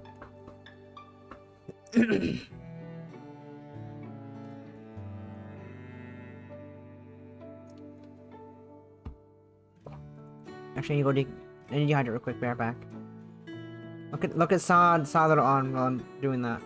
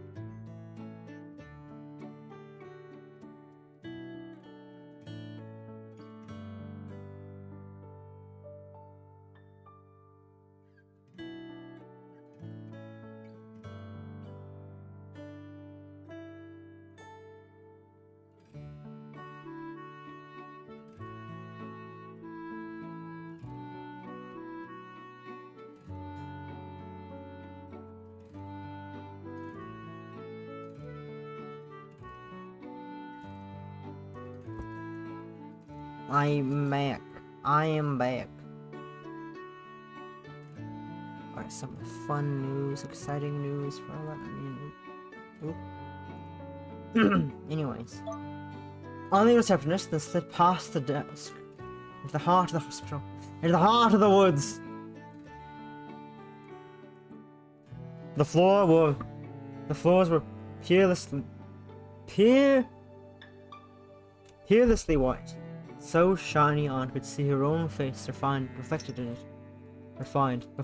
it. Sudden forced spirit appears. There was a strong chemical smell of antiseptic in the air. Anne's nose wrinkled. She never liked the smell. Anne had spent so much time in and out of the hospital. It was familiar, almost nostalgic. But she could only ever associate it with negative memories. It took on 5 minutes to find the room 3043.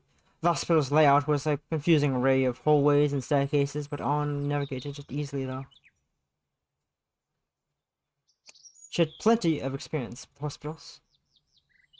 She had less experience, however, with visiting other people at said hospitals. And she had no idea how Runa would react to any of it.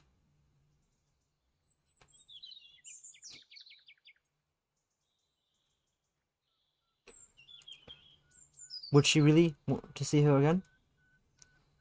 Now feeling rather unnerved and dithered, unclosed her eyes, then took several deep breaths, in through the mouth and out through the nose. She could feel her diaphragm rising and falling inside her. She could still smell antiseptic. She opened her eyes. Then she reached out and opened the door to Runa's room.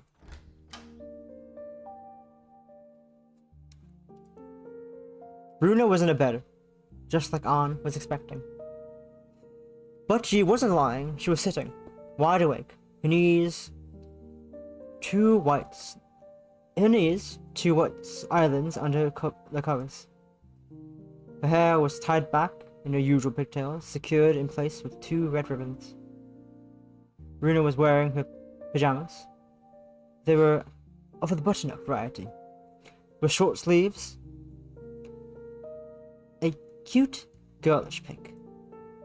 Runa had been reading a volume of some girly manga, which had been resting upon her knees, that cover showing a girl with impossibly wide eyes in the embrace of an older, taller man, whose caressing hands threatened to swallow her face. It was the third volume of an ongoing series. The first two volumes were stacked haphazardly to the side, alongside a few get-well-soon cards and an empty bowl of rice porridge. Oh, the man got yaoi hands! The man got yaoi hands! Runa seemed quite settled at the hospital. She wasn't covered in bandages, and though her leg was in a cast, it was beneath the covers, so Ann couldn't see it, and I don't need to draw it. At a glance, it looked as though nothing was amiss. Runa was still alive. She had survived.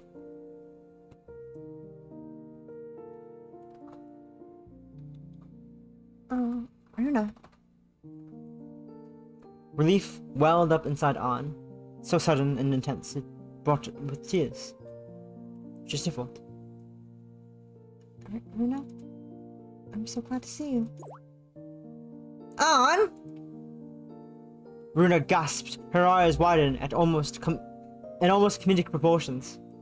She dropped the volume of manga. The love affairs between man and woman only held so much interest to Runa, and she would have risen to her feet if her broken leg hadn't prevented it. She was incapable of embracing Ann, but she could pinch the fleshy part of her arm, which she did. Ow! Runa winced. Then she stared at Ann once more. So it isn't a dream. It's really you. You can see me.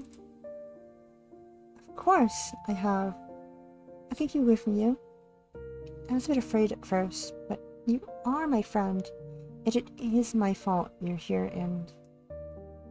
Oh, Runa. Ann took a seat by Runa's bedside and took her hand between her own. I'm sorry. I'm so sorry about all this. I didn't want to treat you badly, but I did. I kept secrets and I pushed you away. It must have felt awful. I really can't apologize enough. That's... Alright, Ann. How can this be alright? I did a terrible thing to you. I suppose... Runa blushed and looked away, out the narrow window to her right side. I was pretty upset, yeah. I think you were more than upset. Just upset. Okay. I was crushed, destroyed, devastated. I was pretty. Okay, I was crushed, destroyed, devastated. Runa smiled, albeit weakly. How'd you figure it out anyway? I was so subtle about my feelings. Jumping from the roof might have tipped me off. It was pretty extreme, wasn't it? I didn't know I had it in me to do something so stupid. I've never been the brightest bulb in the box, but even I should know a leap of faith like that's a no-go. I'm lucky I only ended up with broken leg and rib. If I landed on a slightly different angle then... Runa shuddered. If I could go back in time, I'd slap myself silly for being so stupid. But I can't. So there's no point in fussing about it. What's done is done. I'm sorry. I know. You've already said that. I must have hurt you a lot. It didn't feel great, no, when I walked in on you and Miss Asaba. But I didn't deal with it in the most mature way. You shouldn't have to be mature all the time. You're still a child. Hey! I'm not just some stupid kid. I'm only a couple years younger than you. You're still younger than I am. I should have been a better senior. Somebody you could rely on. Things didn't work out that way, though. I was a wreck when we first met, and I only had a few friends. But we weren't all that close, and I was so lonely. You listened to all my concerns, no matter how petty, and you cheered me up when I was at my lowest. Then when the girls in my year all graduated, and not a single one kept in contact with me, you were there to console me. You'd helped me so much, and I treated you so terribly in return. For that, I'm truly sorry. I hope you can forgive me. It's alright. I appreciate it, An. But I've had some time to do some thinking. There's not much else you can do, you know. Sit in a hospital for days on end. I thought about my behavior and about all the stuff I said to you. And all the stuff I did. I didn't mean anything ill by it. At least I don't think I did. But now I know I went too far. I was being unfair. This is kinda embarrassing to admit, but... well... you know all my other secrets, so... I might as well spill the beans. I've never got anything left to lose. And besides, you're smarter than I am. You probably figured it out by now. I don't know if I ever need to say anything, but... I'm starting to feel like I should. It'd only be proper. It might make me feel a bit better, at the very least. Runa, what is it? It's just... I've never had a great relationship with my parents. You should know that already, since I complain about them all so much, but... it runs even deeper than that. I try to turn it into a joke. It makes it easier to swallow that way. And sometimes I overreact. I say a bunch of stupid stuff, I know, which makes it hard to take me seriously. But I'm being serious now. I don't get on with my dad. He's always been super strict. Made it plain since I was a little kid that I wasn't good enough for him. And my mother's just as bad. She's quieter. And she's not so obvious about it, but she always takes his side. I was so used to being a disappointment. I kind of stopped trying. Everything felt so pointless. And I felt pointless too. I started wondering why I was alive. Did I have any value? If my parents couldn't love me for who I am, could anybody else?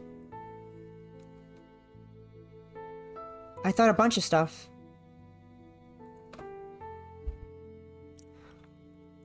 Like that gloomy stuff, you know? I was so wrapped up in my own issues, I couldn't see 5 inches past my own face.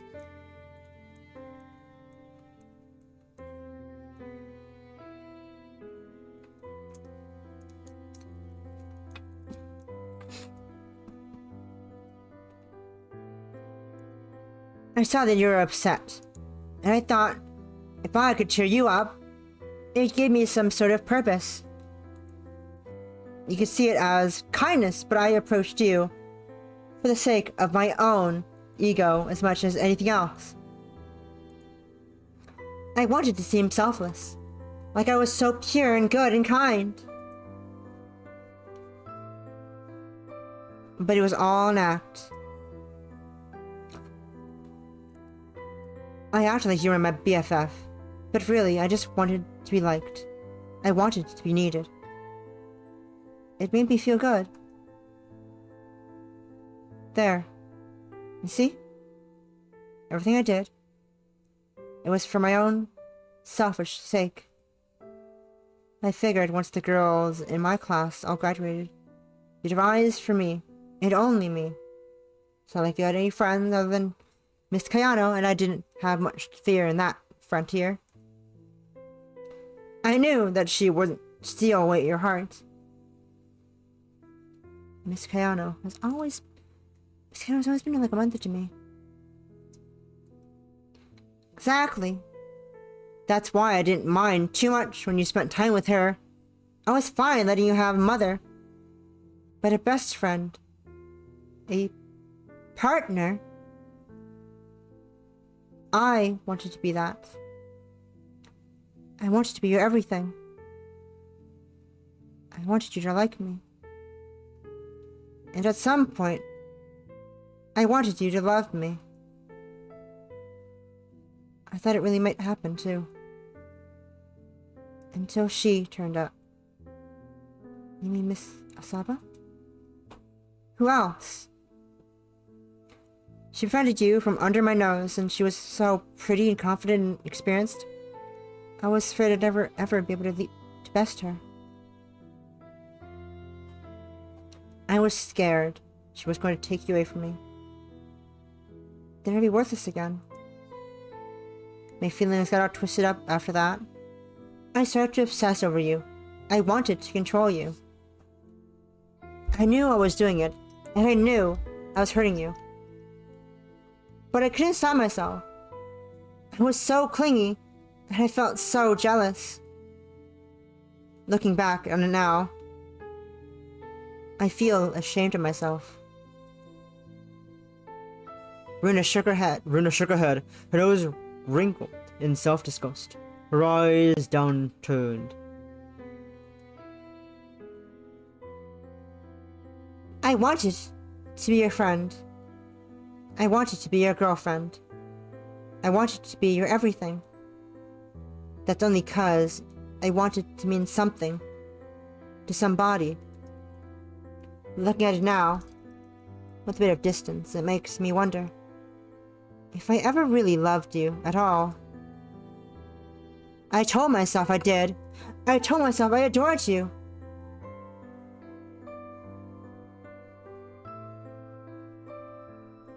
But if that were true, I never would have tried to hurt you like I did. You say that, but Runa, in the end, you're the one who got hurt. It's you who's lying in a hospital bed, not me. And I'm the one who put you here. If I hadn't been so distant. You were distant because I was so clingy. In the end, I got what I deserved. Nobody deserves this. Nobody deserves to have a tumor inside her right eye, either. Life ain't fair in general. But I've got no room to complain. You can blame yourself until the cows come home, but it doesn't change the fact that I'm the one who jumped from the roof. I did it not 'cause I was upset, though I was. but 'cause I wanted to teach you a lesson. I know now, after thinking about it some, I was actually trying to hurt you. I was so messed up. I was prepared to die despite you. It was the most effective way I could think of going about it. Short of, I don't know, stabbing you or something. But not even I'm that crazy. I've never want to hurt you physically, but emotionally, I guess I figured that out. That was fair game. I'd been doing it for so long anyway, it seemed kind of normal, I guess, if you can call it that. It's a pretty screwed up idea of normal, but, well, I was pretty screwed up at that point too. That's why you don't have to apologize to me. In fact, I'd really rather you didn't. I fucked everything up. This is all my fault. You're my best friend, but I ruined our relationship. I even ruined your life. What do you mean? I heard about it all from Miss Kayano. She came to visit me the other day before you did. And she told me the news. She told me. Runa sniffled. Her eyes began to bead with tears. She told me you'd been fired. Mr. Kasaka kicked you out of Cecilia because of this. And now you've got nowhere else to go. Cecilia has been your home for years and years, and I forced you out.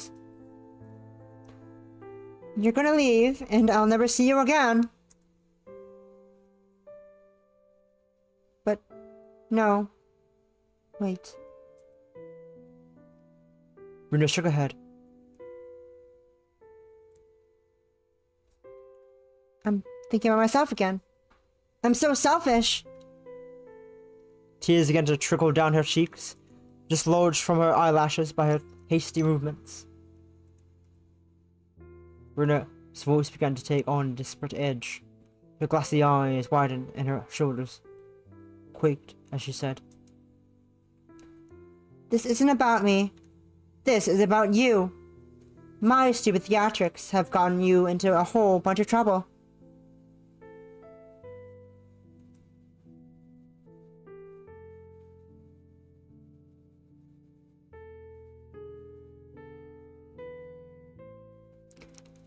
I've been so worried I could hardly sleep out last night.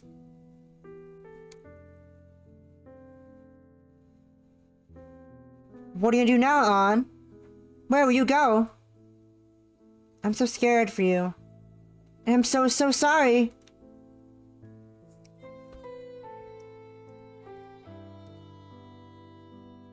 Runa's eyes began to fragment in her mouth.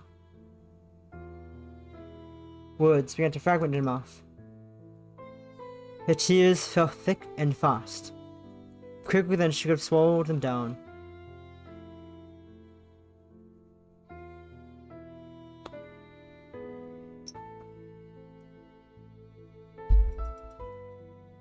Oh, Runa. Once Anne had been quite at a loss with what to do. She would have dithered, afraid of making a move, fearful that she might make things worse. This was no longer the case, however.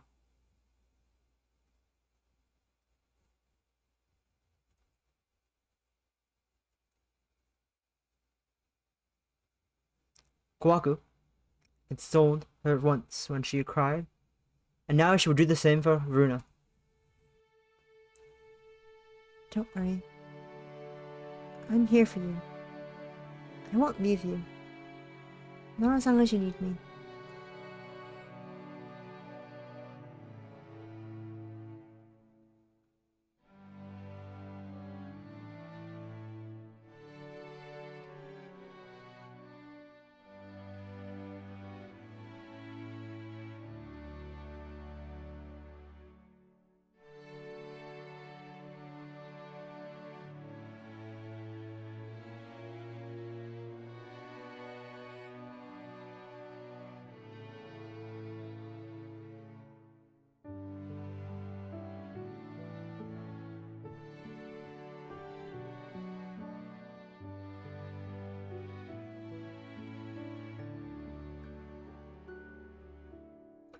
Anne wound one arm into Runa's back and held her close.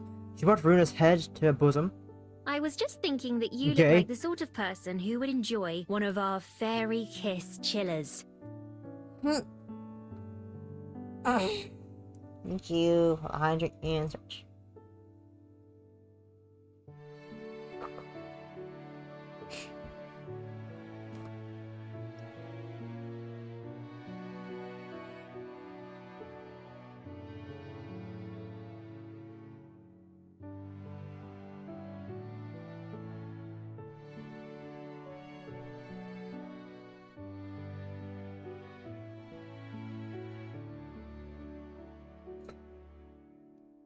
On one arm on Runa's back and held her close. She brought Runa's head to her bosom and held it there, the fingers of her free hand running through Runa's hair. Runa's back stiffened momentarily, but she didn't push Anne away. She hadn't the strength to do much more than accept her kindness, her fingers fisting weakly against the front of Anne's blouse. Runa's damp sobs filled her white, austere room. They came irregularly, with heaving sobs that stuck to Runa's throat. It sounded painful. Anne's heart twisted in sympathy for her friend. Had Runa always been so fragile? Anne had relied on Runa for such a long time, she'd scarcely realized how young she was. Despite all her pretensions, she really was a child. Shh. It's alright. He'll be okay. It's not alright, though. It's not. I've heard everything. Things are gonna change, yes, but nothing has really been ruined. Neither of us are dead, despite your best efforts. The situation can always be salvaged. But you're going to be kicked out of Cecilia's! That much is true. But it's fine, I was thinking of leaving for a while anyway. How can you leave? Where will you go? I'm sure I'll work something out. What? Something. Anne smiled, though the gesture was lost upon Runa, whose head was still burrowed against her chest. Gay.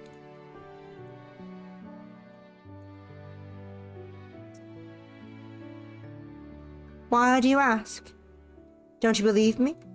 Why do you ask? Don't you believe me? It's not that I don't believe you, but... Anne? Runa extricated herself from Anne's embrace, then examined her. Her eyes were pink from crying, like a rabbit's, and a strand of snot dribbled from her right nostril. Runa's hair was rumpled, as were her clothes, and her face looked blotchy. Runa was a pretty crier. She put her whole heart into it, like everything she did, her happiness, her anger, and her grief.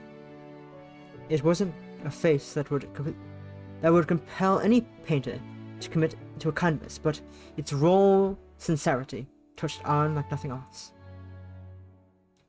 You always relied on me in the past, when things went wrong. You may be older than me, but you're so delicate. Will you really be alright? I have wondered that myself, but don't worry. This is my problem to solve. I'm sure I can do it. I've let life buoy me along for far, far too long. I've not struggled for anything, so I've never had a chance to grow. I've been complacent. But I want that to change, if I can. I'm going to use this as an opportunity to become a new me I can be proud of. I don't think that's anything wrong with it relying on others, but for once, I would like to try to stand on my own 2 feet. I never would have had this epiphany if I'd not been ousted by from my job, so... Anne smiled. In a way, you've done me a favor. I always feel like I should be thanking you. I almost feel like I should be thanking you. Oh wow! That's kind of messed up. I don't really get it, but I guess you do sound a bit more confident. Is that because of Mr. Saba? It's because of you too. You've both helped me grow. You're both my friends and I like you a lot. Yeah. You say that, but I know you like her more, not more you like me. Given my past behavior, I guess I can't really fault you for it. I'd choose that nurse over me too. Even if she is kind of creepy. You don't really like her. I don't really like her, but she doesn't seem like a bad person. If she makes you happy, I'm happy too. Although, it's a little sad that we have to say goodbye. I loved you a lot, but I guess this is the end, huh? I suppose so, yes. I'm sorry, Runa. I care for you, but I can't return your feelings. Nuts. That's kind of sad, but, well, I did figure. It's not really a surprise at this point, so it doesn't really hurt. Nothing hurts at all, all that much compared to a fall from the school roof. It kind of puts things in perspective. I guess it's a silver lining. I do like you though, Runa. I like you very much, and I'm glad you recovered. If you died, I really would have been lost. I don't know what I would have done then.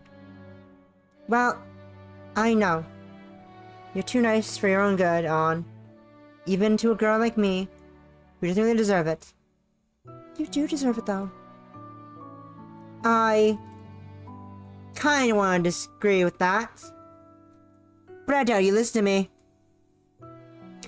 I absolutely wouldn't. So now we're talking absolutes, huh? Damn!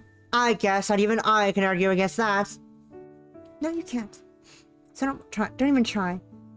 I've said my piece, and my opinion isn't going to change. I still like you. Aw, jeez. Now I'm starting to blush. Oh well. Guess I've gotta not die if that's what you want. I'd hate to break your heart. That would be appreciated. Please, don't die. It'll be a while before we can see one another again, so I'd like you to live a happy life, at the very least. No matter what happens in the future, I'd like to keep this in mind. I'd like you to keep this in mind. You're hurting now, but things will get better, so please, don't lose hope. One day we'll see each other again. And when we do, I'd like us both to be smiling. Smiling, huh? That might take a bit of work, but I'll give it my best shot. After everything I've put you through, I wouldn't want to let you down. You are my best friend, after all.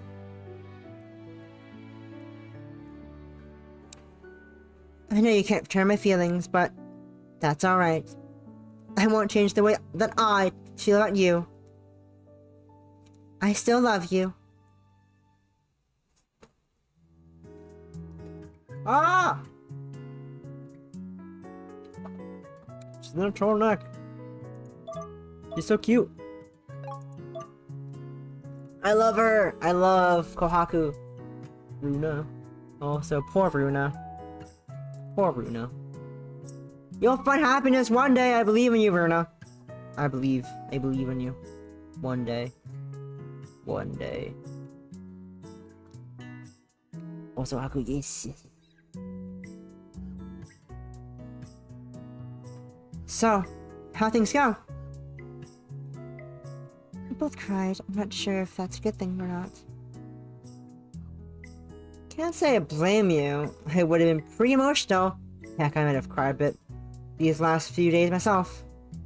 We don't get to see more top Takemi. Takami. Tamaki. I know, Tamaki's a bean! I love Tamaki.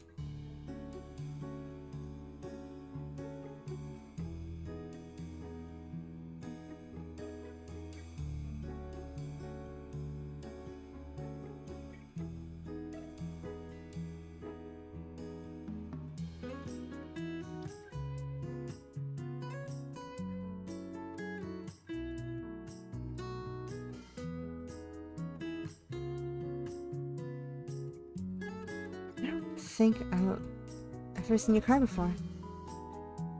It's always the first time for everything. Look forward to it as future DLC. What?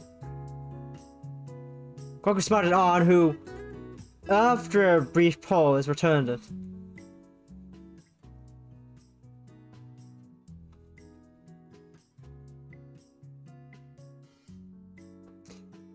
Finished with the hospital visit, Kohaku had taken on once more to Petite Jacques. They sat at a table near the back, away from the couples on dates and the beleaguered families. Just clinked, and forks scraped across plates, but Anne hardly heard them. She was still thinking about Runa. They had embraced, then bade one another farewell, but both tried not to sob. For all Anne knew, that would be the very last time they would see each other. Except she works here. You could technically see her here when she's working. Can't you? Come tomorrow, she and Kohaku will leave St. Cecilia's. They return to, never mind, they return to Tokyo. They return to Tokyo, never mind, that's why, they're going to Tokyo. They return to Tokyo, where they will stay with the Kohaku's parents while searching for an apartment of their very own. Things were progressing so quickly it made Anne feel breathless. Only a few weeks prior, she'd been certain she would remain in St. Cecilia's for the rest of her life. Now the whole world had opened up before her. What the future held was anybody's guess, but Anne was both excited and anxious to discover what that might be. Here's your order. A black coffee for you and a green tea for you. A waitress appeared by the table, jolting out of her reverie. She set down their cups, then offered them a well-practiced smile. Do you need anything else? Not just yet. I'll call you over if I have a craving for anything sweet. Alright, enjoy! The waitress bowed and retreated, holding the now empty tray in both hands. Kohaku watched her depart, chin supported by her hand. She smiled. Do you remember when we ran into Eguchi in here? Of course. It gave me quite the start. It was pretty unexpected, huh? I hardly knew her back then, but she was so prickly. She looked cute and all in that uniform, and her attitude was awful. At least it was to me. She fawned over you, though. Well, she would. We are friends. And she did have a crush on me. True. She didn't want to fuck you. Kohaku blew on the surface of her coffee. The dark brown black drink rippled, exuding a pungent aroma and of ground beans. Anne found even more disagreeable than Kohaku's cigarette smoke. It's not like I'm jealous or anything. I think I'm a little too old for petty playground disputes like that. I just find it kind of funny is all. I got to thinking, while I was waiting for you in the car, that maybe I should have said goodbye to Miss Spitfire after all. But I think that would have been a bad idea. I think you might be right there, yes. Does she still hate me? I don't think she ever hated you, per se. But she's not allowed to become my #1 fan after anytime soon. That position is already filled by me. How bold! I'm glad to hear it. It's just a shame I couldn't make Eguchi see my charms like you do. But oh well. Guess you can't win all of them. Win them all. Kohaku raised a cup of coffee, then took a sip. Ow!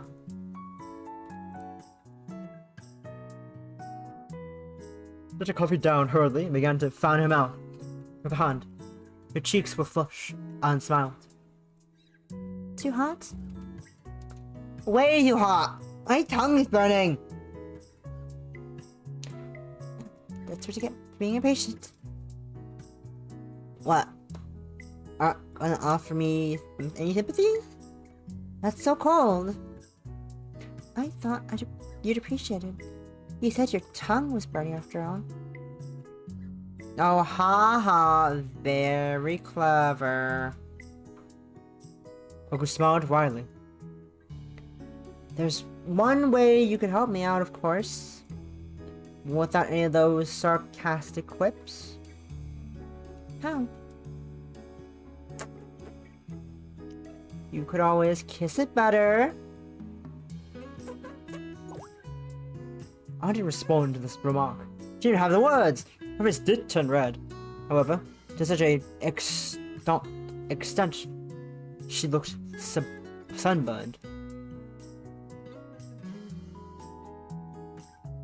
Kohaku let her eyes rove over Ann's embarrassed face. Amused, she grinned. Well, we don't need to do that here. We could always wait, if you'd rather. That sounds like a good idea. Yes. I wouldn't mind being open about our relationship, though. Why don't we try holding hands sometime? I think it'd be nice. I didn't know that you liked PDA. I'm pretty brazen about this kind of thing. I mean, geez. Haven't you seen the way I dress? I can't help but see. It's very attention-grabbing. I know, right? I'm a total narcissist, so I love it when all eyes are on me. Except when people start to judge you, right? Well, yeah, that's only so much I can take. Plus, I'm sure I'd be able to take even more of it with you. People are gonna be so jealous when they see us together. You're a total cutie, and you're all mine. That's quite an evil sudden laugh. You make a good cartoon villain. I do wear a lot of black. You fit the part. I wonder if that's why Runa took against you as much as she did. Ann pondered this briefly, fingers tracing the rim of a cup, before discarding it. It didn't seem to matter anymore, not when everything would soon change.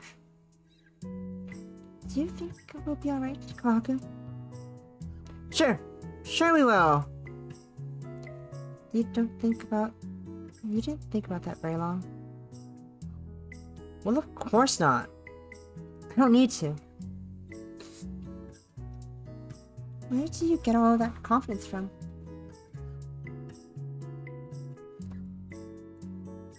From experience and from having to look out for you. Duh.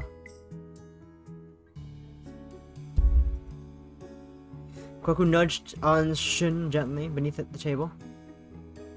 There's no point in being pessimistic. We've got to believe in ourselves. If we don't, who will? That's a good point. I'm still a bit afraid, but I'm gonna do my best.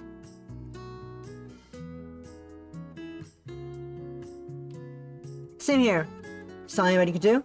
Really, sometimes it's not good enough, but if you dig deep and you don't give up, good things will happen. Good things can happen. I was prepared to give up on myself till I met you.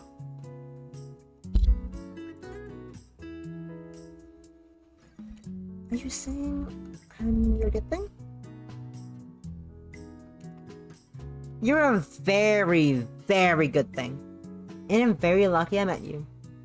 Chances like this don't come every day, so I can't afford to screw it up. Let's do this, partner. Yes, let's... Kohaku extended her fist across the table and bumped it with her own. Boop! Then she began to giggle at the silliness of it all. Yo. Their fists. Nothing. Kohaku followed suit, and soon the pair of them were laughing, both afraid of the future, but both determined to face it regardless. Life could be unpredictable, but Anna welcomed the uncertainty. Her future with Kohaku would soon begin, and she could hardly wait. I will swap right high.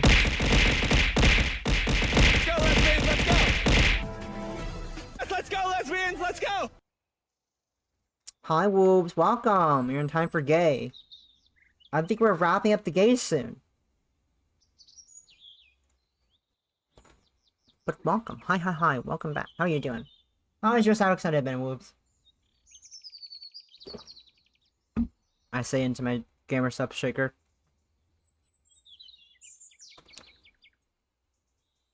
Anna woke early the following morning, in the small dormitory in the room she had once called her home. She packed her belongings the night before, which had taken only half an hour. You got much. During her secluded life, Anna had been afforded much of a chance to accrue personal affects. She only owned a few plain blouses and dresses, a modest collection of books, and the large plush alpaca that Runa had given her 20th birthday. Runa had stashed all of these away inside one of the cardboard boxes that sealed it. It was somewhat sobering that all her belongings could fit in a single box. It seemed a direct indictment to how little presence she had in the world, and of how little she had lived.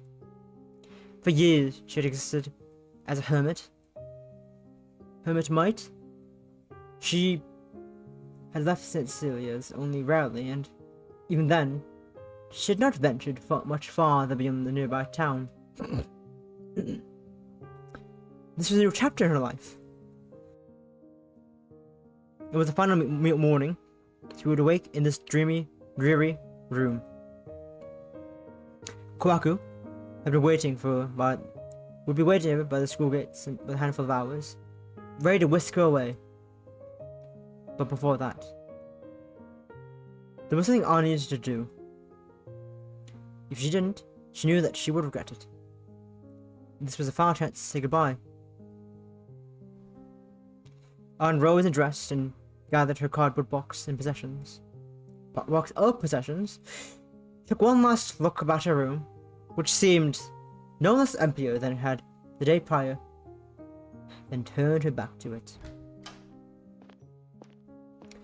Shut the door behind her and locked it. Then she descended the stairs and left the key in the cubbyhole for the apartment manager to collect. She wouldn't need it again. Anna left the apartment. Her arms lingered by the box and set off, not for the gates, but the annex, where the classrooms of the young students were. She crossed the lawn, the grass swaying about her ankles. A cold wind blew. It stirred Anne's hair and lifted the hem of her skirt. Anne wound her arms about the box tighter, clinging it to the middle, and she walked. It was a day almost like any other. This was the path Anne always took to the classroom in the morning, return to lessons. But Anne was no longer a teacher at St. Cecilia's. Miss Sakasaka had already dismissed her. There was no logical reason for Anne to make such a detour, but logic had no part to play in this decision. This was something she thought she needed to do. Otherwise, she would have regretted it. Anne arrived at the familiar school building 10 minutes later. winded by her walk. The box was not very heavy, but it was hefty, and her arms ached for holding it. She sat down upon the ground for a few minutes and paused to catch her breath.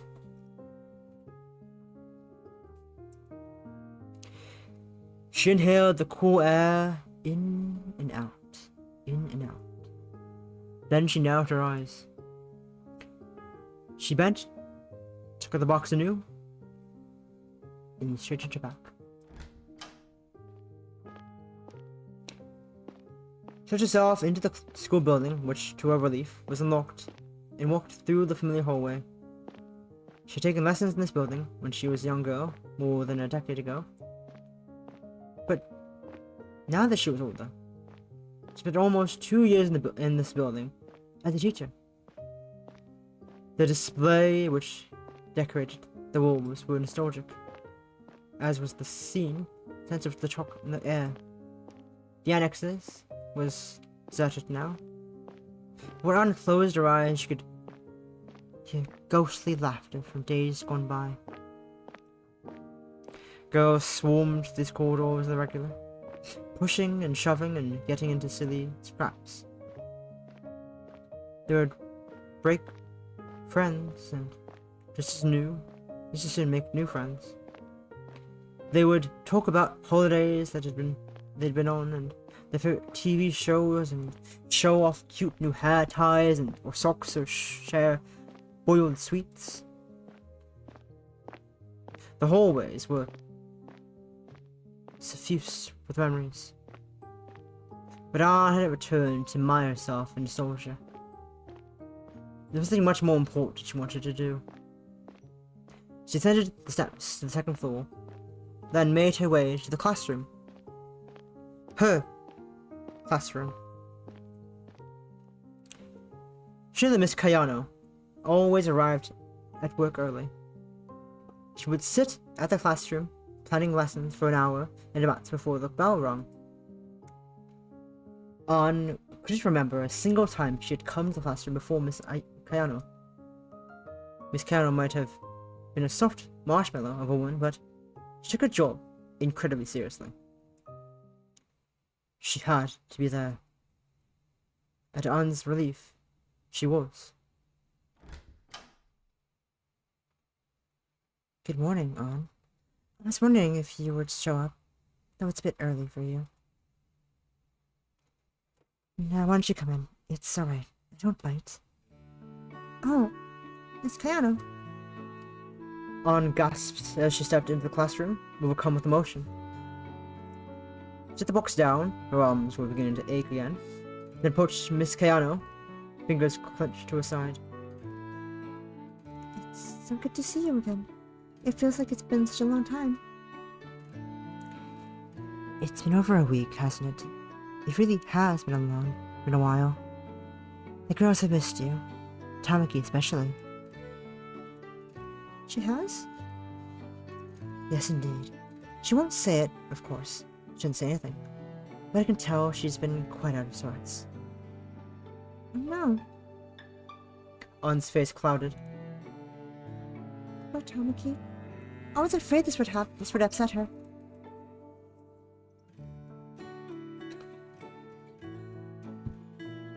It's upset all of us.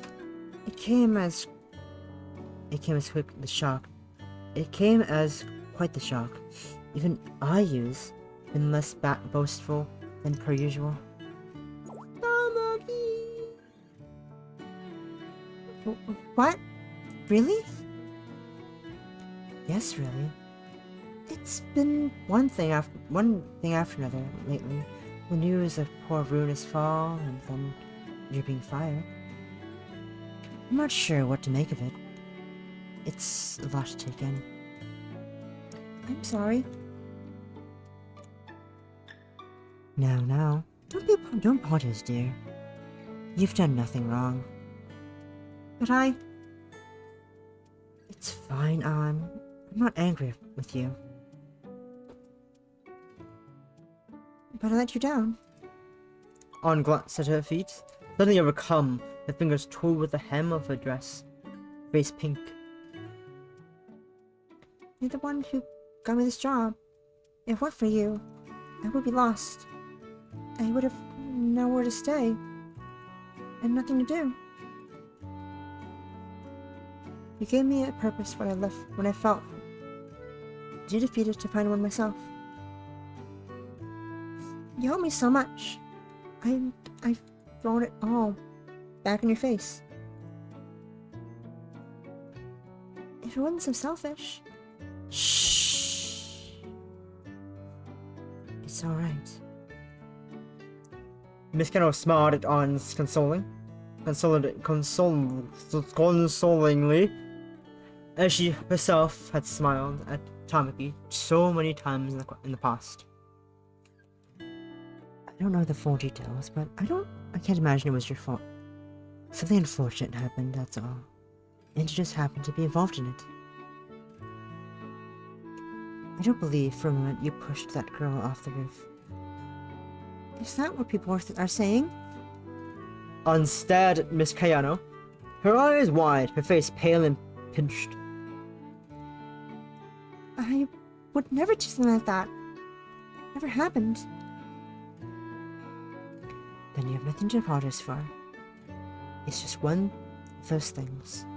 Though it is unfortunate, you brightened up this classroom considerably. I'm not so sure about that. I am. An's doubts persisted, despite Miss Kayano's confidence. She was so gloomy, it seemed unlikely that she'd be able to light up a single LED, though it felt silly to argue semantics now. An didn't want to part with Kayano on a sour note. Not when she owed her so much. I just wanted to say before I go, thank you for everything. I appreciate it. From the bottom of my heart. And I'll miss you a lot too. You weren't my mother, but you've been nicer to me than she has. You were always there for me, supporting me, and without you... You had a sniffle. Without you, I don't know if I would have been able to go on as I have. I love you. Oh, An?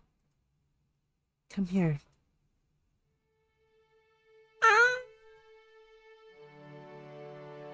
Adorable daughter-mother relationship. Look at them, the baby, so wholesome. On across the room, all propriety forgotten, and threw herself into Miss Kano's outstretched arms. The two women embraced, An's head resting against her shoulder, as she inhaled Miss Kano's homey, familiar scent. An had clung to Miss Kano like this only a few times before, when she had been younger. Miss Kano had been the only one to console An when she felt like collapsing. She had embraced her, and wiped her eyes, and through her support, An had been able to pull herself together. An had known Miss Kano for over a decade, and she adored her.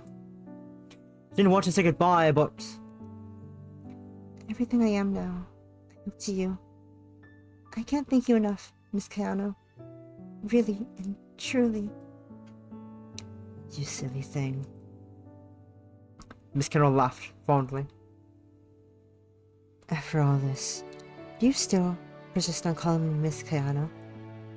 It would seem improper to call you anything else. You were my teacher once. That was more than a decade ago, An. You need to be so formal. We're colleagues now. At least we were. I know I'm a good bit older than you, but I would like it if you would regard me as a friend, an equal. Particularly now. There may not be another chance, so... Would you mind calling me Shinatsu?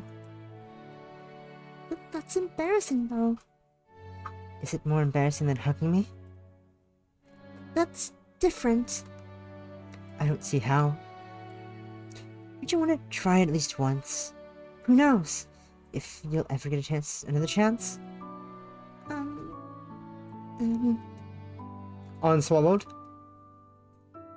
She squeezed her eyes shut, abashed, and quietly mumbled. Shinatsu? Very good. I think that'll be the first time you've called me that. Oh my god! Ah! Oh wait. Oh my god, that's so cute. What the fuck? What the fuck? That's fucking cute! I love when they do that. I love when they do that too. I think... Did they ever do it with, Call me Unbi. Call me. I pressed that Unbi. twist by accident. I thought it'd be the full clip. Unbi?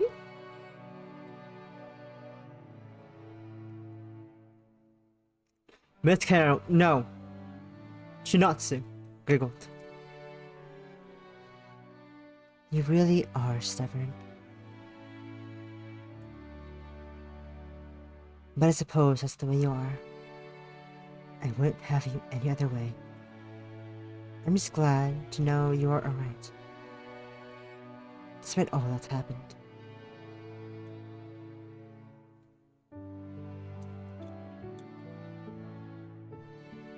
Oh no, my streak is done. I think. Oh no.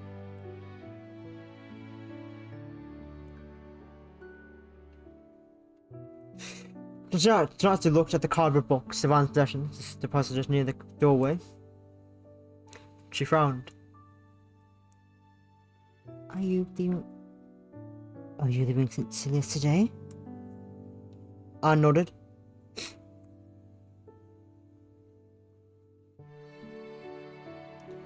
I'm going with Kohaku. She's taking me to Tokyo. Oh my. Will you be staying there together? I nodded again. My, how lovely. I know there are some very nice neighborhoods in Tokyo, though I've heard it's awfully expensive. I hope you two will be alright. I think you'll be fine. Kohaku lived in Tokyo for years. She was born there. We'll stay with her parents first, but we're going to look for an apartment. She's going to get a job at one of the hospitals. And maybe I'll get a job too. I'm sure things will work out in the end. It sounds like you have things planned out. And I'm happy for you, dear. Are you happy too?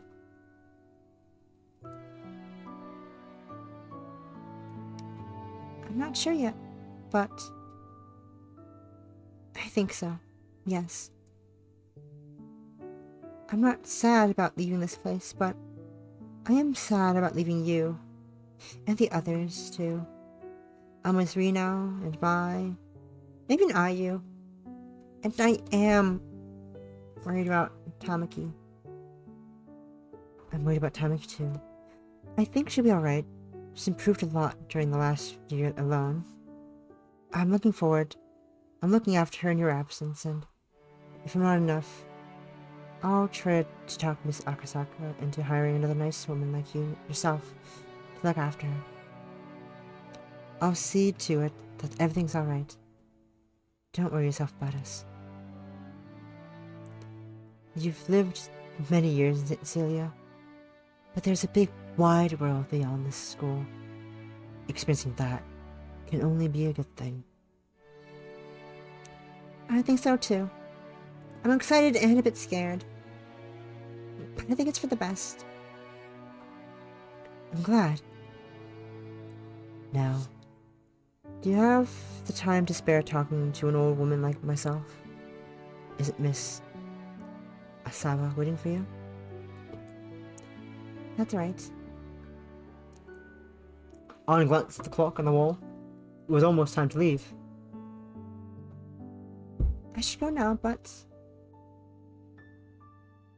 I just want to tell you one last thing. Anne folded her hands together at her front. Then she bowed her head deeply and reverently. The woman who had always been there for her, ever since she'd been a child, dazed and confused and newly arrived at Cecilia's. Thank you for everything, Shinatsu. I will never, ever forget what you've done for me. No matter where I go, or what happens, I will always have you will always have a nice place in my heart.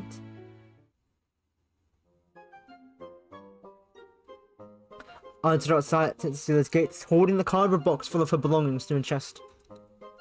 Though these would be the last moments she'd spend in Cecilia, she had no desire to look over her shoulder at the school, which had been her home for so many years.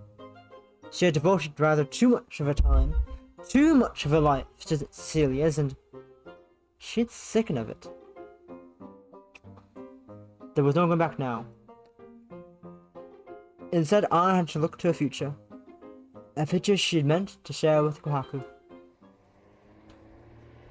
There was a faint hum of an engine, and the sound of Tar's tires. And before long, Kohaku appeared.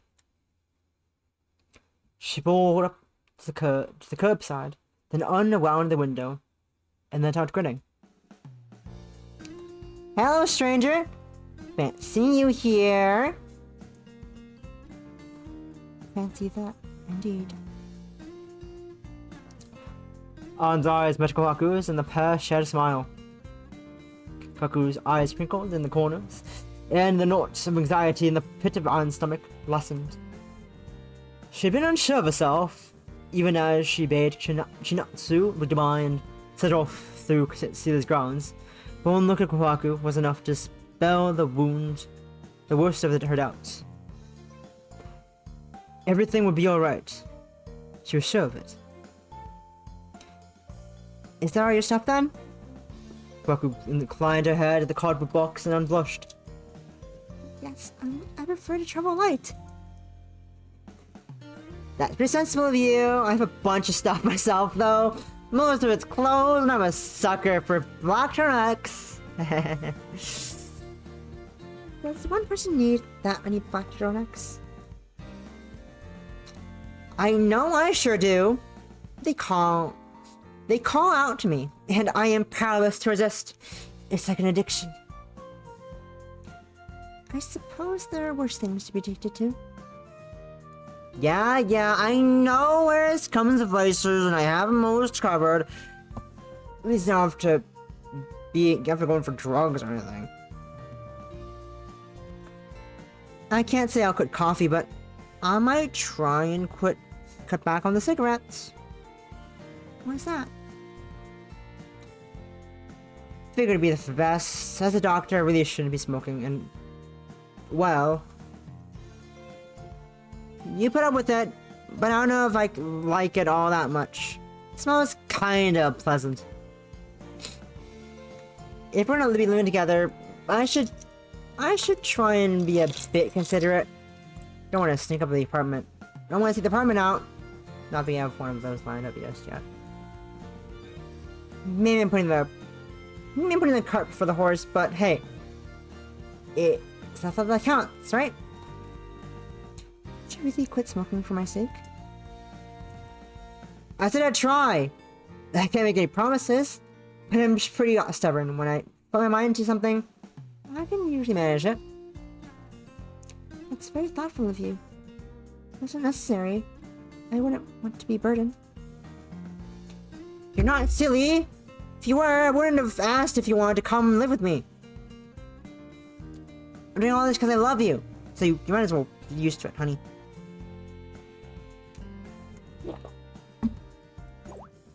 Honey? You for sugar? Why sugar? 'Cause you're sweet!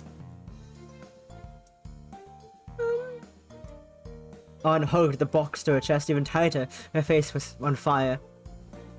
Scuffing the tips of her shoes against the pavement, she murmured, not for want of anything else to say. Where did you put this? Huh? Olga's eyes widened in full surprise and pouted. Aren't you gonna comment on the pickup line? That was supposed to be a pickup line? What else would it have been? I don't know. I think you're teasing me. You don't need to pick me up. I'm standing here, aren't I? Guess I can't argue with that. Does that mean I'm wasting my breath then?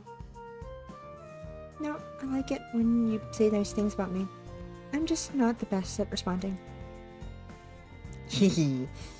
Guess that's a work in progress. Everything at its own pace. Everything at its own time. Even I'll admit, that was pretty cheesy. Maybe I was pushing it a little. I think part of me just wanted to see you blush. You can be such a bully sometimes. I'm a total bad girl. Woman, person, and whatever. Same thing. Doesn't mean that I don't love you though. Did you really? Yes! I told you enough. You're adorable and I'll do anything, or well, mostly anything for you. I like you way more than I like cigarettes, and you're less likely to kill me. Less likely doesn't mean you won't kill me. It seems like a pretty good trade-off, if you ask me. Alright, well, Anne glanced down at the top of the cardboard box, bashful. Her eyes were half-lidded, lashes casting spiky shadows against her cheeks. And when? She shifted from one foot to the next, then murmured, "That'll be the next DLC. That'll be next DLC after the crying Kohaku DLC." what should I do with my own stuff? It's quite heavy. I'd like to put it down somewhere. Oops! Sorry about this. On is mind. You can sling the box of yours in the back if you like. In the boots? If it'll fit. If not, it can go on the street in the seats. Right. On skirted about the car and opened up the boot, also the trunk. It was crammed full of Kohaku's possessions, 4 boxes full of them. Were they really full of turtleneck sweaters? It was a mystery. There wasn't much space in the back of the car, but Anne was able to insert a singular box between Kohaku's numerous possessions. She shut the boot and with a definitive thud, then made her way to the passenger side of the car. She let herself in, closing the door behind her, then turned to Kohaku. "We have hiding in those boxes somewhere. There sure is." Is this it then? Guess so. Were you able to say all your goodbyes? I nodded and Kohaku smiled. What about Tamaki? We didn't say about Tamaki. No lingering regrets? Only that I should have left sooner. Would have had, I suppose, and I would have met you. Dang. Smooth. Kohaku pressed one hand to her chest. And I thought I had a silver tongue. Compared to you, I am but a novice in the art of wooing women. You say that to any other girl or guy or gal, I bet they'd melt on the spot.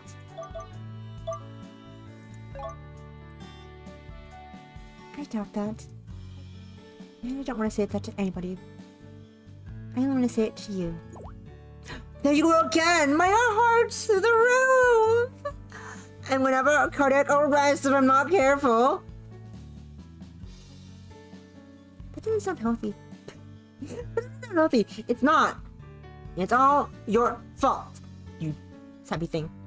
You're too good to me. You're literally killing me with kindness here. Literally. Would you prefer it if I was cold and standoffish? Nah, if I'm gonna die, I can't think of any better way to go out than this. Though, I'd rather stay alive so I can study with you. I feel the same way. We must keep on living, and let's do our best. The world's a scary place, but it should be alright if we stay together. I was thinking the same thing. That was Kohaku's mind, wasn't it? It was. Let's keep living. Let's keep on living. And let's do our best. The world's a scary place, but it should be alright if we stick together. I was thinking the same thing. I'm glad we're on the same page. That should bode well. Yay! Kohaku dipped her head, then pressed a kiss against Ann's cheek, quick as a flash. Ann blushed. She brought her hand to her cheek, which tingled from Kohaku's kiss, and looked at her absence, asking, "From here on out, it's me and you. You scared?" A little. But I'm sure I'll be okay. I'm not afraid of anything when I'm with you.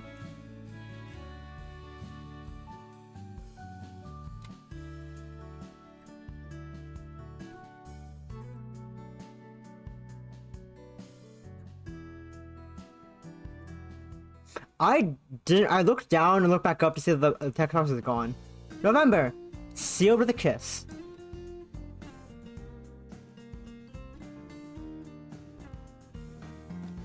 Writing by EbiHime.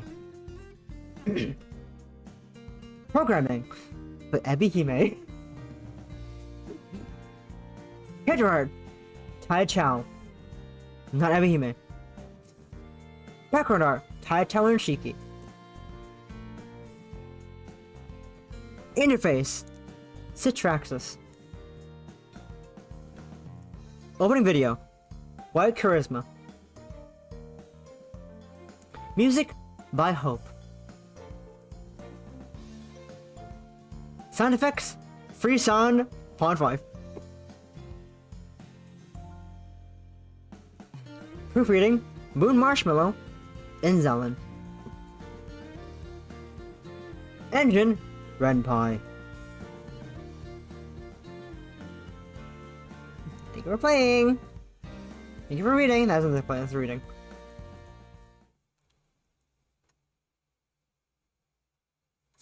Clear years later. Yay! Yay!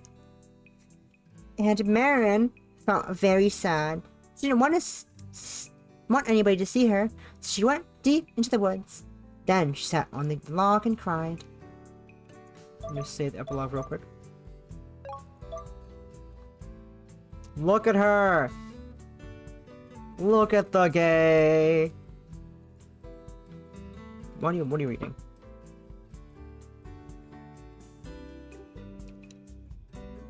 What? Oh no! Poor Marin! Will she be okay? Will Azuki find her? Don't cry, Marin. I'll be your friend. We should be friends. Well, yes, we should. But Marin is quite a sensitive little rabbit, you see. Sensitive? What does that mean? It's like... It means getting upset easily, I suppose. Azuki was only teasing her, but it still hurt Marin a lot. That's why you should be careful when you talk to your friends. Even if you don't mean to make them feel bad, you can still hurt their feelings. You're teaching them about time. That feels weird. She's reading a book. Wow, well, that'd be weird if there was a book about Tamaki.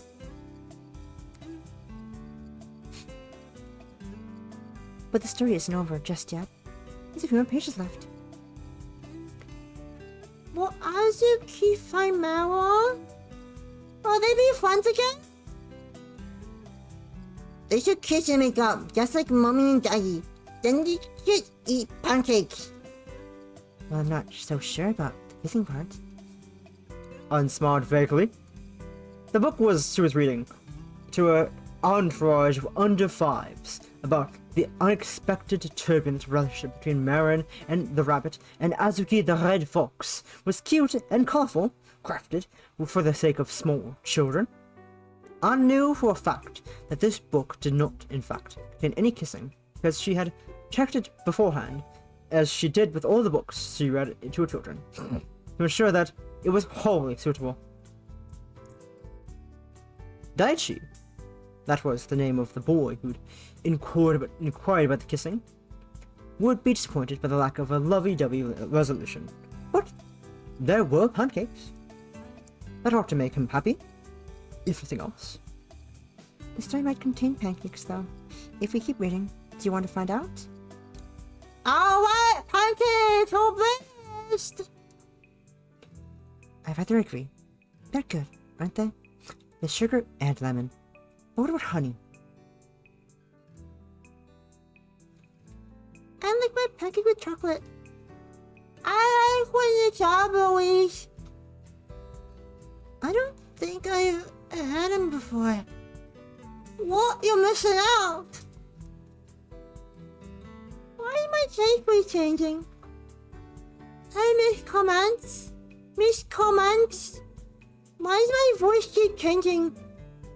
I don't know, though, child. Not a fucking clue. Miyu. Miyu, a young girl with a lisp. With a lisp. Flashback to me talking to her with a lisp. Whoopsies. Funny. The coincidences.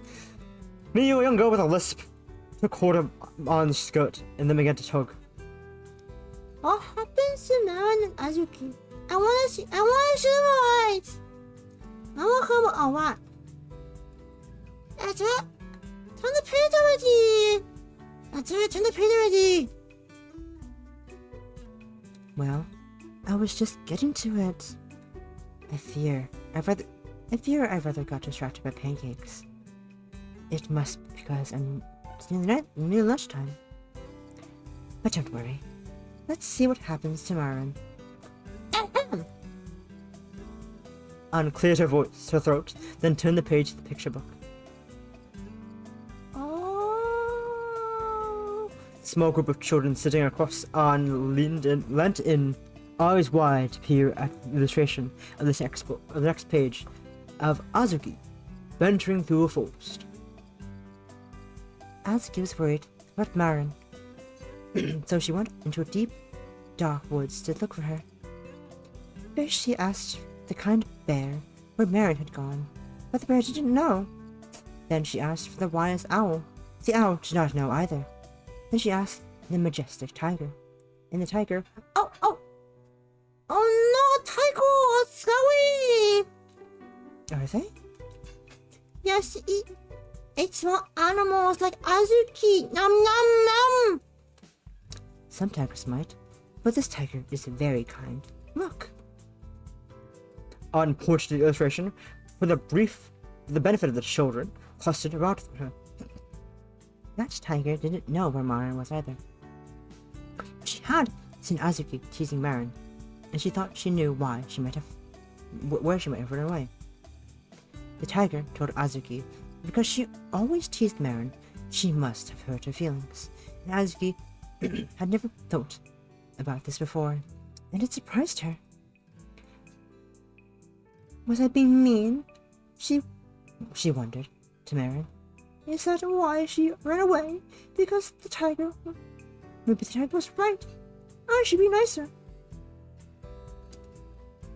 The magic route. Caprice route? I tried, Olive. I tried to work things out. I did what I could. I had spoken to me about what I was All texting. I'm good at is shoving people around. Azuki sat down in the woods to think. She thought, and as she did, she noticed a little paw print deep in the woods. Were they Marin's? Yes, they were mine! They were in the woods too! Oh, they see each other again! Will they make friends? I want to cry! But let's see.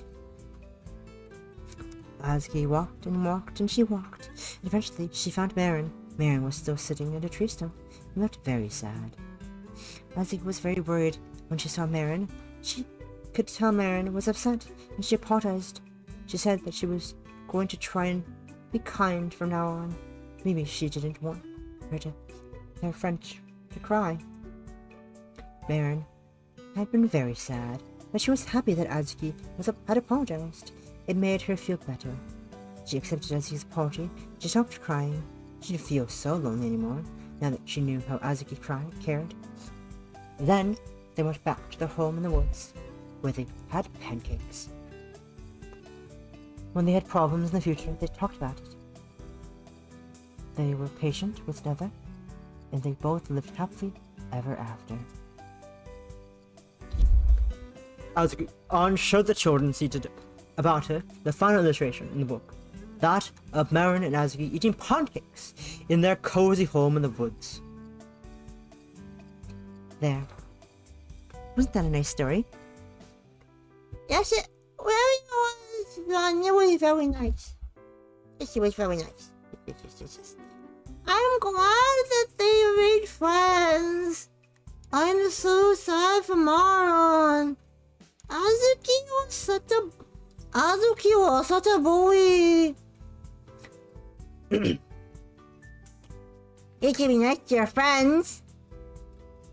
Well, yes, I agree. But if you do argue, it's important to talk about things. Talking can solve a lot of problems, but keeping your problems bottled up never helps. It only makes things worse. Now, On glanced between the children, the book still resting on her lap. It looks like it's lunchtime. Is anybody hungry? Oh, I am. I want to eat pancakes. I want to eat cake. I don't think we're having pancakes or cake. But I did hear there'll be pudding for dessert. Are you excited? Oh, pudding! Pudding sounds good. I'm hungry. Me too. On beam to the children sat about her, every last one of them energized at the promise of pudding, apart from perhaps the sleepy Sari, whose chin was drooping against her chest. Let's get sat down. Let's get this sat down, shall we? I like pudding just as much as the rest of you, and if you're not careful, I might eat all of it up. What? No way! My pudding is mine! Keep away! You're so mean, miss. You're just like Azuki. Ann smiled at the children about her bickered. She smiled as the children about her bickered. Then she laughed. Ha ha ha ha ha ha ha ha ha ha ha ha. Ah! Hi, Anne. I have a date tonight, so I'm gonna go ahead and leave early. Is that alright with you? I'm a country gal, cause I ain't got any voices left of me. I'm a country gal. Yes, I got any. All those children are murdering my throat. Give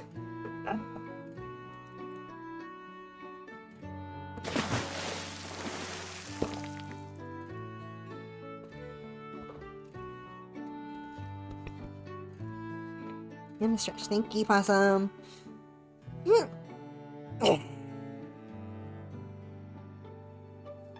Oh yes, that's fine. I can lock up by myself. I don't mind. Also, let's take a moment. The fit? Immaculate. Runa also immaculate, but also the fit on? Hell yeah. I'm here for it. Look at her. Can you even see it very well? You can. Look at her. Look at her. I love her. A baby. Ann's hair is lovely. Let's compare real quick. Look at that. Her hair is down. Braid gone. Her hair is down in front. Is tied back a bit. Lovely. We love her. Sweet. Thanks, I owe you. It's fine. Don't mention it. But I want to mention it. You're a total sweetie. Hint. Just let me know if you ever want to duck out early. Like, if your girlfriend ever wants to take you out, and I can take charge, I don't mind. Oh, that would be appreciated. I thought it might. Okay. Ciao. Why am I so good at doing country accent? Country accent's so easy to do, and you know, I can't do fucking British very well. I thought it might. Okay. Ciao. I remember there was a time where I struggled to keep a southern drawl. There was a time in my life. There was a time in my life where where if I was put on the spot to have a southern drawl, I just lost it. I could do it. I could do it for 1 second, and the next moment it was gone. The southern drawl is gone. Happened once in class once. I was reading a story. Not sure what story it was, but so when they asked anyone how to do southern draw, I was like, "What's southern draw?" Southern draw is what a country boy would have, and I did once. I did southern draw. Then I lost the minute after. Oh, it's the second after. It's great, anyways. offered on a cheery wave, all smiles before departing. Ann watched as she left, smiling to herself as she did. Yuna was one of Ann's co-workers at Little Star's nursery. She was a year older than Ann.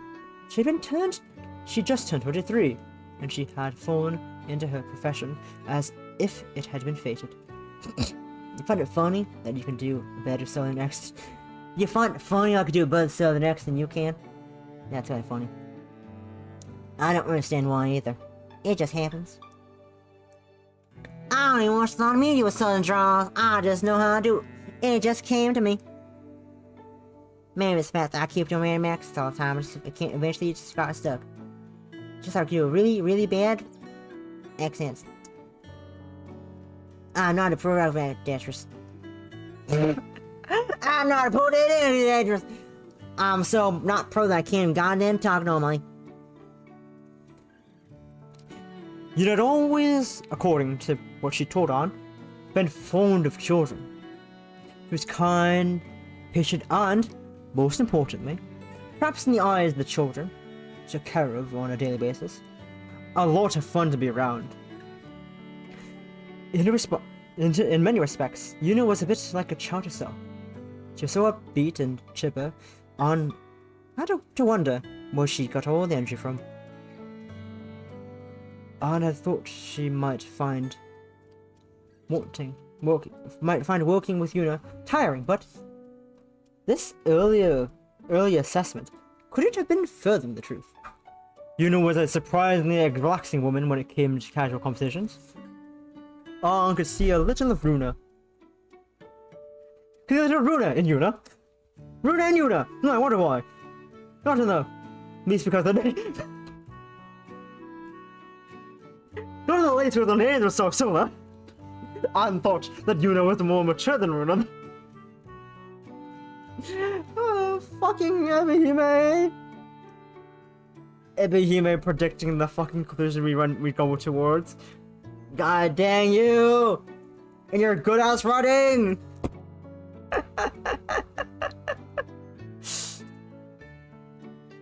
For all of her good cheer, Yuna seemed almost jaded in some respects, particularly when the topic of romance came up. Yuna had never said so, but Ann had sometimes got the feeling that Yuna was jealous of her relationship with Kohaku.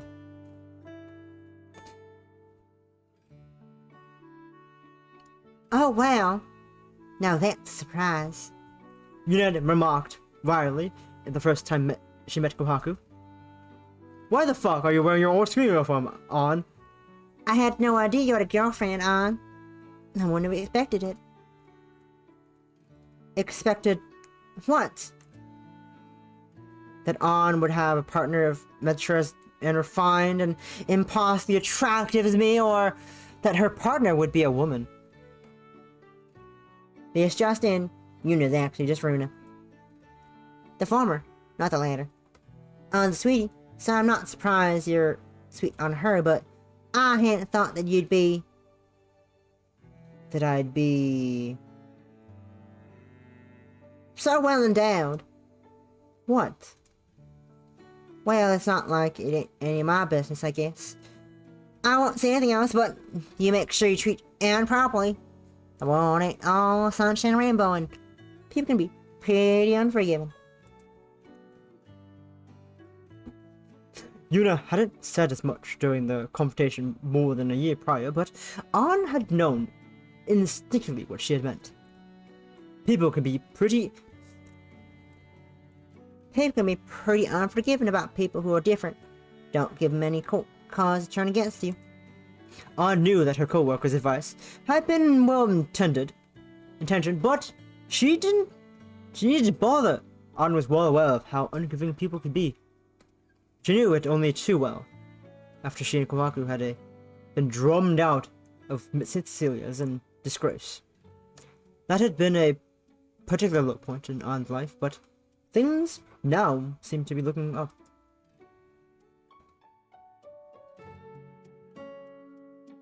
She moved to Tokyo and had been living with Kohaku for more than 2 years. The pair of them lived in an apartment which, though small, was cozy enough, and Ann had managed to find a job that she enjoyed. She had friends, and she had picked up a handful of hobbies. Ann had always enjoyed cooking, but she found it even more enjoyable now that she had a kitchen of her own to cook in, and somebody to cook for. When Ann wasn't at work, she would busy herself with domestic chores. Domesticated lesbian! Lengthy trips to the convenience store where she'd pick up ingredients at discounted prices for her and Kohaku's meals. Ann handled most of the housework and all the cooking, but she didn't mind that. Domestic! Kohaku worked longer hours than she did, and was often summoned to the hospital at a moment's notice, sometimes in the middle of the night, after she had turned in for sleep. Kohaku's busy schedule kept her so preoccupied, Ann was glad to manage the chores in his stead. Chores which would not have gone undone without Ann. Ann herself only worked days a week.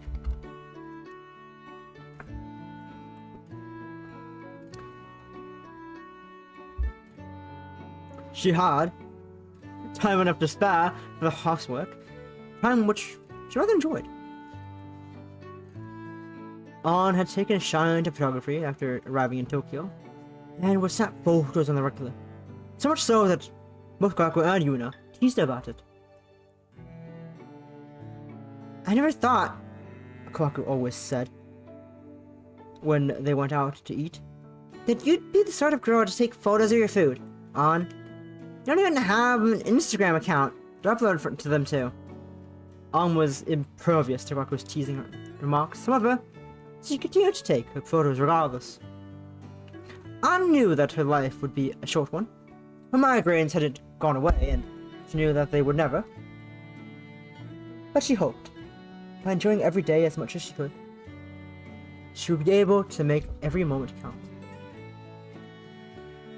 Ann's head began to ache again as she cleaned up the child's strewn toys, but she did her best to ignore it. She had to start thinking about dinner. What would Kohaku want to eat after coming home from work? There were some leftover beans sprouts in the fridge which had been eaten, and some chicken breasts which were about to go off. Maybe she would make a stir fry. It was a simple dish, but Kohaku would probably like it regardless. She was always complimentary about her food. Would it be enough though? Maybe she should stop by the supermarket on the way home to buy some extra bits and pieces. Need more miso paste. In any case, the stocks were beginning to run low, and Kohaku chugged through oolong tea like nobody's business. Ann turned these thoughts over in their head as she slotted phone picture books back into the shelves. These picture books made Ann think about the books she herself had read as a young girl, and she smiled. While growing up, Ann had torn through tales about intrepid protagonists who went on wild adventures. She now knew, however, life didn't need to be full of fantastic excursions to be worth living. Life could, instead, be an understated sort of affair, one paved with small moments of happiness. The life that Ann had formed with the Kohaku, fleeting though it might be, was precious indeed, and Ann meant to protect it with everything she had. One load of laundry, and one trip to the convenience store at a time. Achievement unlocked. Into the future. Living happily ever after. The end. Woo! They're so domestic. They're so domestic. Ah, yes. My favorite part of EbiHime games. Reading the notes! Woo! Note time! Reading the giant paragraphs. Hello everybody, it's Ebby. Thank you so much for reading Fragile Feelings. I hope you enjoyed it. As per usual, I'll give a few notes about what inspired the story and how it came to be. I need to go dehydrate first before we do that. We're gonna dehydrate first. Be right back.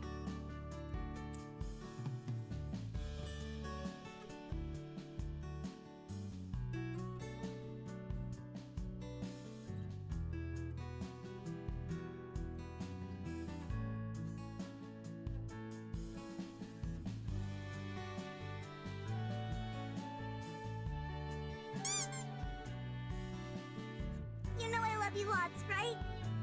Of course I do! Love you lots too!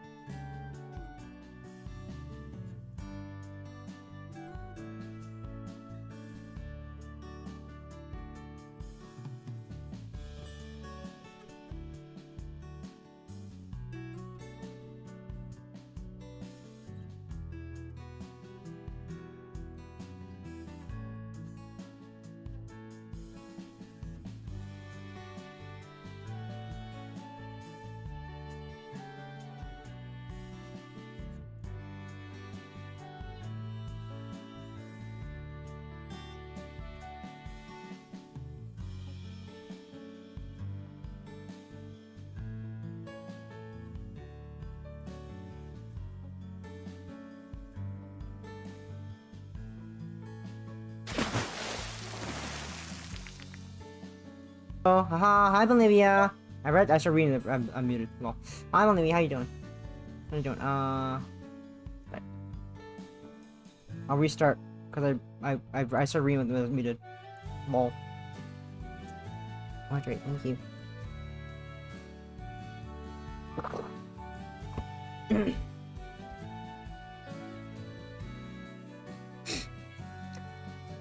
As usual, I'll give a few notes about what inspired the story and how it came to be. Hope you find it's interesting. It's the inspiration behind the Fragile Feelings. It'd be apparent to people who've read a lot of Yuri VNs, but the biggest inspiration behind Fragile Feelings was Innocent Gray's Flowers series. Like Flowers, Fragile Feelings is set in an all-girls boarding school in the countryside. Which is relatively isolated. The girls are all working hard to be perfect young ladies, and there's great emphasis placed on the etiquette and conduct. You've been here, kinda. Do laundry. Laundry pog. We love laundry. It's good. The all-girls school setting is pretty common for Yuri series in general. Look at Shono, Hana, Bira, and Strawberry Panic. But other than a short spree VN I wrote about a decade ago, I've not done much with the setting myself. That seems like a bit of a mixed opportunity, given it's such a well-worn backdrop on Yuri stories, and I really like the general atmosphere of both Flowers and Strawberry Panic. Of a walled-off garden that's accessible to the outside world, I thought it might make a good backdrop for an isolated, insulary, moody and sort of story. It's a setting that can only work well when paired with a similar isolated, insular, moody main character, to make things with a constricting atmosphere.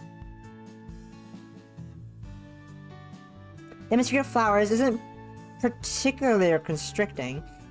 I would say Flowers generally places a bigger focus on how pleasant and delightful and manner everything is, and until the final mystery gets unraveled in l'hiver, in winter. At least I like how it's the French. I like how there's just French words sitting in. I like just random French words like l'hiver, which is winter. And the title of the thing is Flowers. Le volume sur printemps.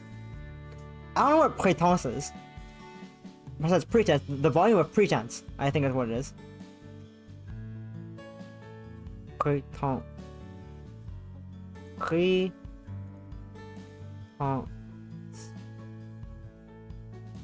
Prétence en anglais. C'est quoi? Pretense? Spring. Printemps. I'm an idiot. I can't fucking remember. I don't know how to spell words. Printemps. Really? That's spring? Wow, I have not heard the word spring in French in ages. Okay, so it's just the volumes in spring? Les volumes sur printemps. Printemps.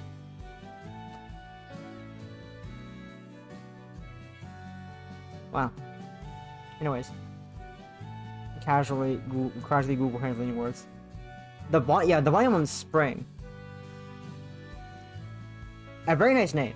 It's very funny. There's random French words like l'hiver, which just means winter. But I wanted Fragile Feelings to have a bit of a more darkness to it.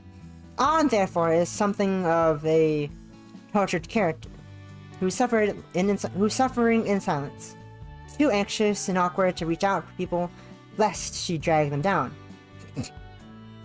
So in that sense, I guess she is quite similar to Suo, the protagonist from Flowers. After all, I knew before I started writing Fragile Feelings that I wanted both the main characters to be adults. The story being set in a school, since I generally prefer writing older characters over teenagers. Also, all the Yuri stories I think of which are set in all-girls schools focus on the students. So I thought it would be refreshing to write something with a bigger focus on the faculty members.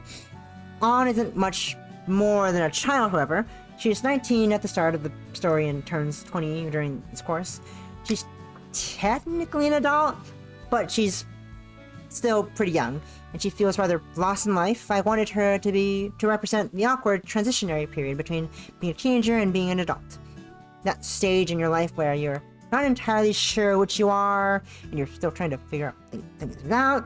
I knew that I wanted Kohaku, by contrast, to be older than An, and more self-assured. I'm fond of romantic relationships between quiet/awkward characters and cheerful/confident ones, as it makes it for a pretty nice contrast. It's nice to make these sorts of personalities play off of one another.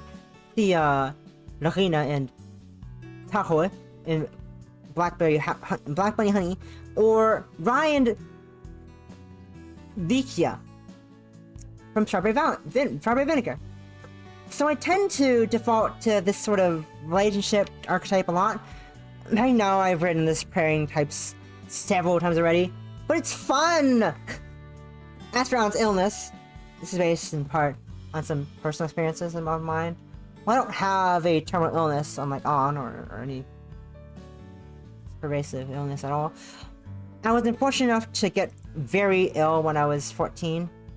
My illness was one which should have been easily treatable, but it was left untreated for a couple of days until it got really quite bad. I had to go to the hospital. I had a pretty severe health scare and nearly died while I was in the hospital. I was in the hospital for a couple of weeks, was physically incapable of eating for a while, lost the ability to walk, and generally, it was not a lot of fun. I had a full recovery, and I'm completely fine now, though. So that's something. Oh no, EbiHime, oh no. No, I'm glad yours okay, though. Glad yours okay. But oh no! That sounds horrid. In any case, I went through some pretty unpleasant health-related experiences when I was younger, and it gave me a bit of a complex about my health when I was growing up. I spent a lot of time thinking about the grim inevitability of death and decided to channel some of this into An. Her situation is much more dire than mine was, but since this is fiction, I decided to up the ante a little for dramatic stakes. I didn't want Fragile Feelings to be a sad story, however. Even if An does have a terminal illness, the story is fairly explicit, even at the end, that she hasn't been cured, and that she will live a shorter life than most people. But despite all that, An is still doing her best to strive forward. In the beginning of Fragile Feelings, An feels trapped like a fish in a goldfish bowl. She doesn't live life at Cecilia's, but she doesn't like living at Cecilia's. But she has no hope for the future, and no real drive to go out into the wider world and live her life. She can't see the point of it in it. Not when she knows that she'll die someday, and why bother working towards a new career, pursuing new hobbies, or trying to make new friends when it could be ripped away from her so easily. After meeting Kohaku, however, An learns that it is possible for her to enjoy life despite her condition. And there are people in the world who enjoy her company too. Her relationship with Kohaku, who is more worldly than An, gives An some newfound optimism. So, by the end of the story, she's finally able to take some joy in the small things in life. I guess in the end, that's what all of us have to do. It's something I wish I could have told my younger self when I was in the hospital and hating life and feeling like the world had come to an end. I hope you're able to found your feelings and I hope that you were able to find Fragile Feelings an uplifting story despite everything, and I hope that you'll cheer An and Kohaku on. I'd like it if they could keep being happy together despite everything. Oh, and as a fun aside, both Miss Kayano and Yuna, An's co-workers, at the end of the story, are characters who are supposed to exist in another story of mine. I repurposed the old art for Miss Kayano and turned her into a brand new character. But Yuna is the same Yuna from a story I wrote several years ago. This story never wound up seeing the light of day, though Yuna was also referenced in one of my previous Yuri VNs, Green Planets.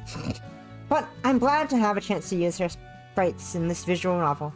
Her designs are really quite cute, and it would have been a shame for them to be languished on my laptop for all eternity.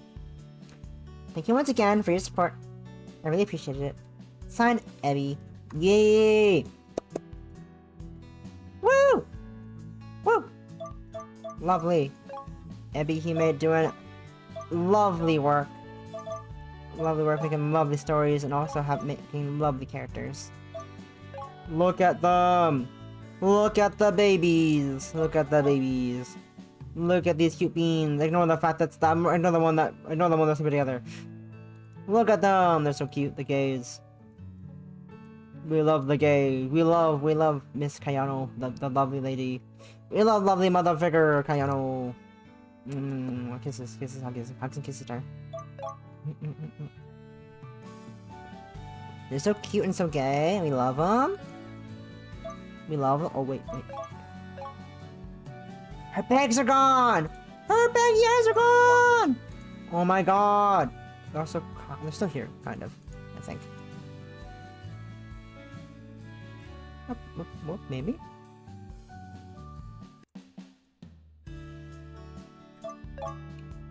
Her bags. Her tired ass eyes. Woo! On has proper sleep now. That is fucking lovely. That is fucking lovely.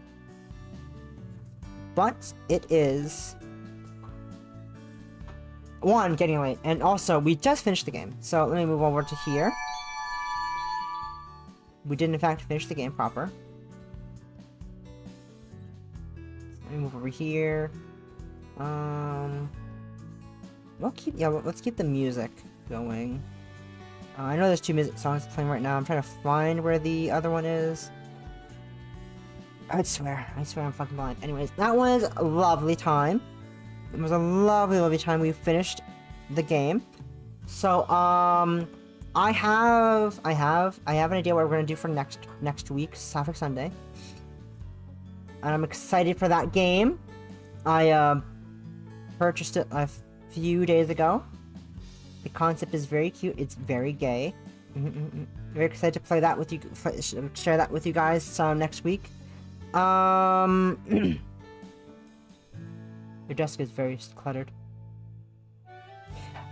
But it's also organized though. Like everything's put together really. They're not strewn all over the place. So my wall is also kind of cluttered.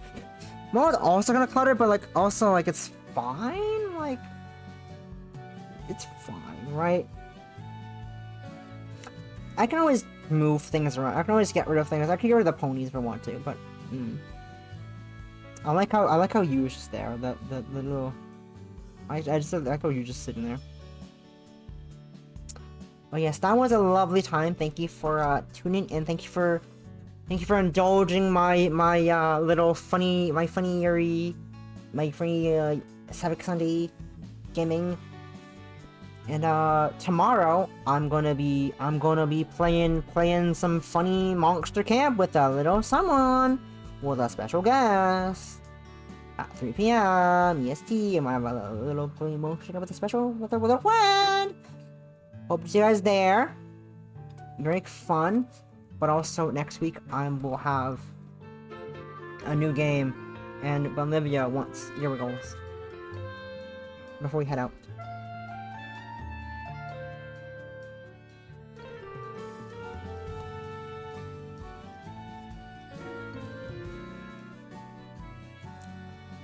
Thank you, Bolivia, for the Eagles. Thank you.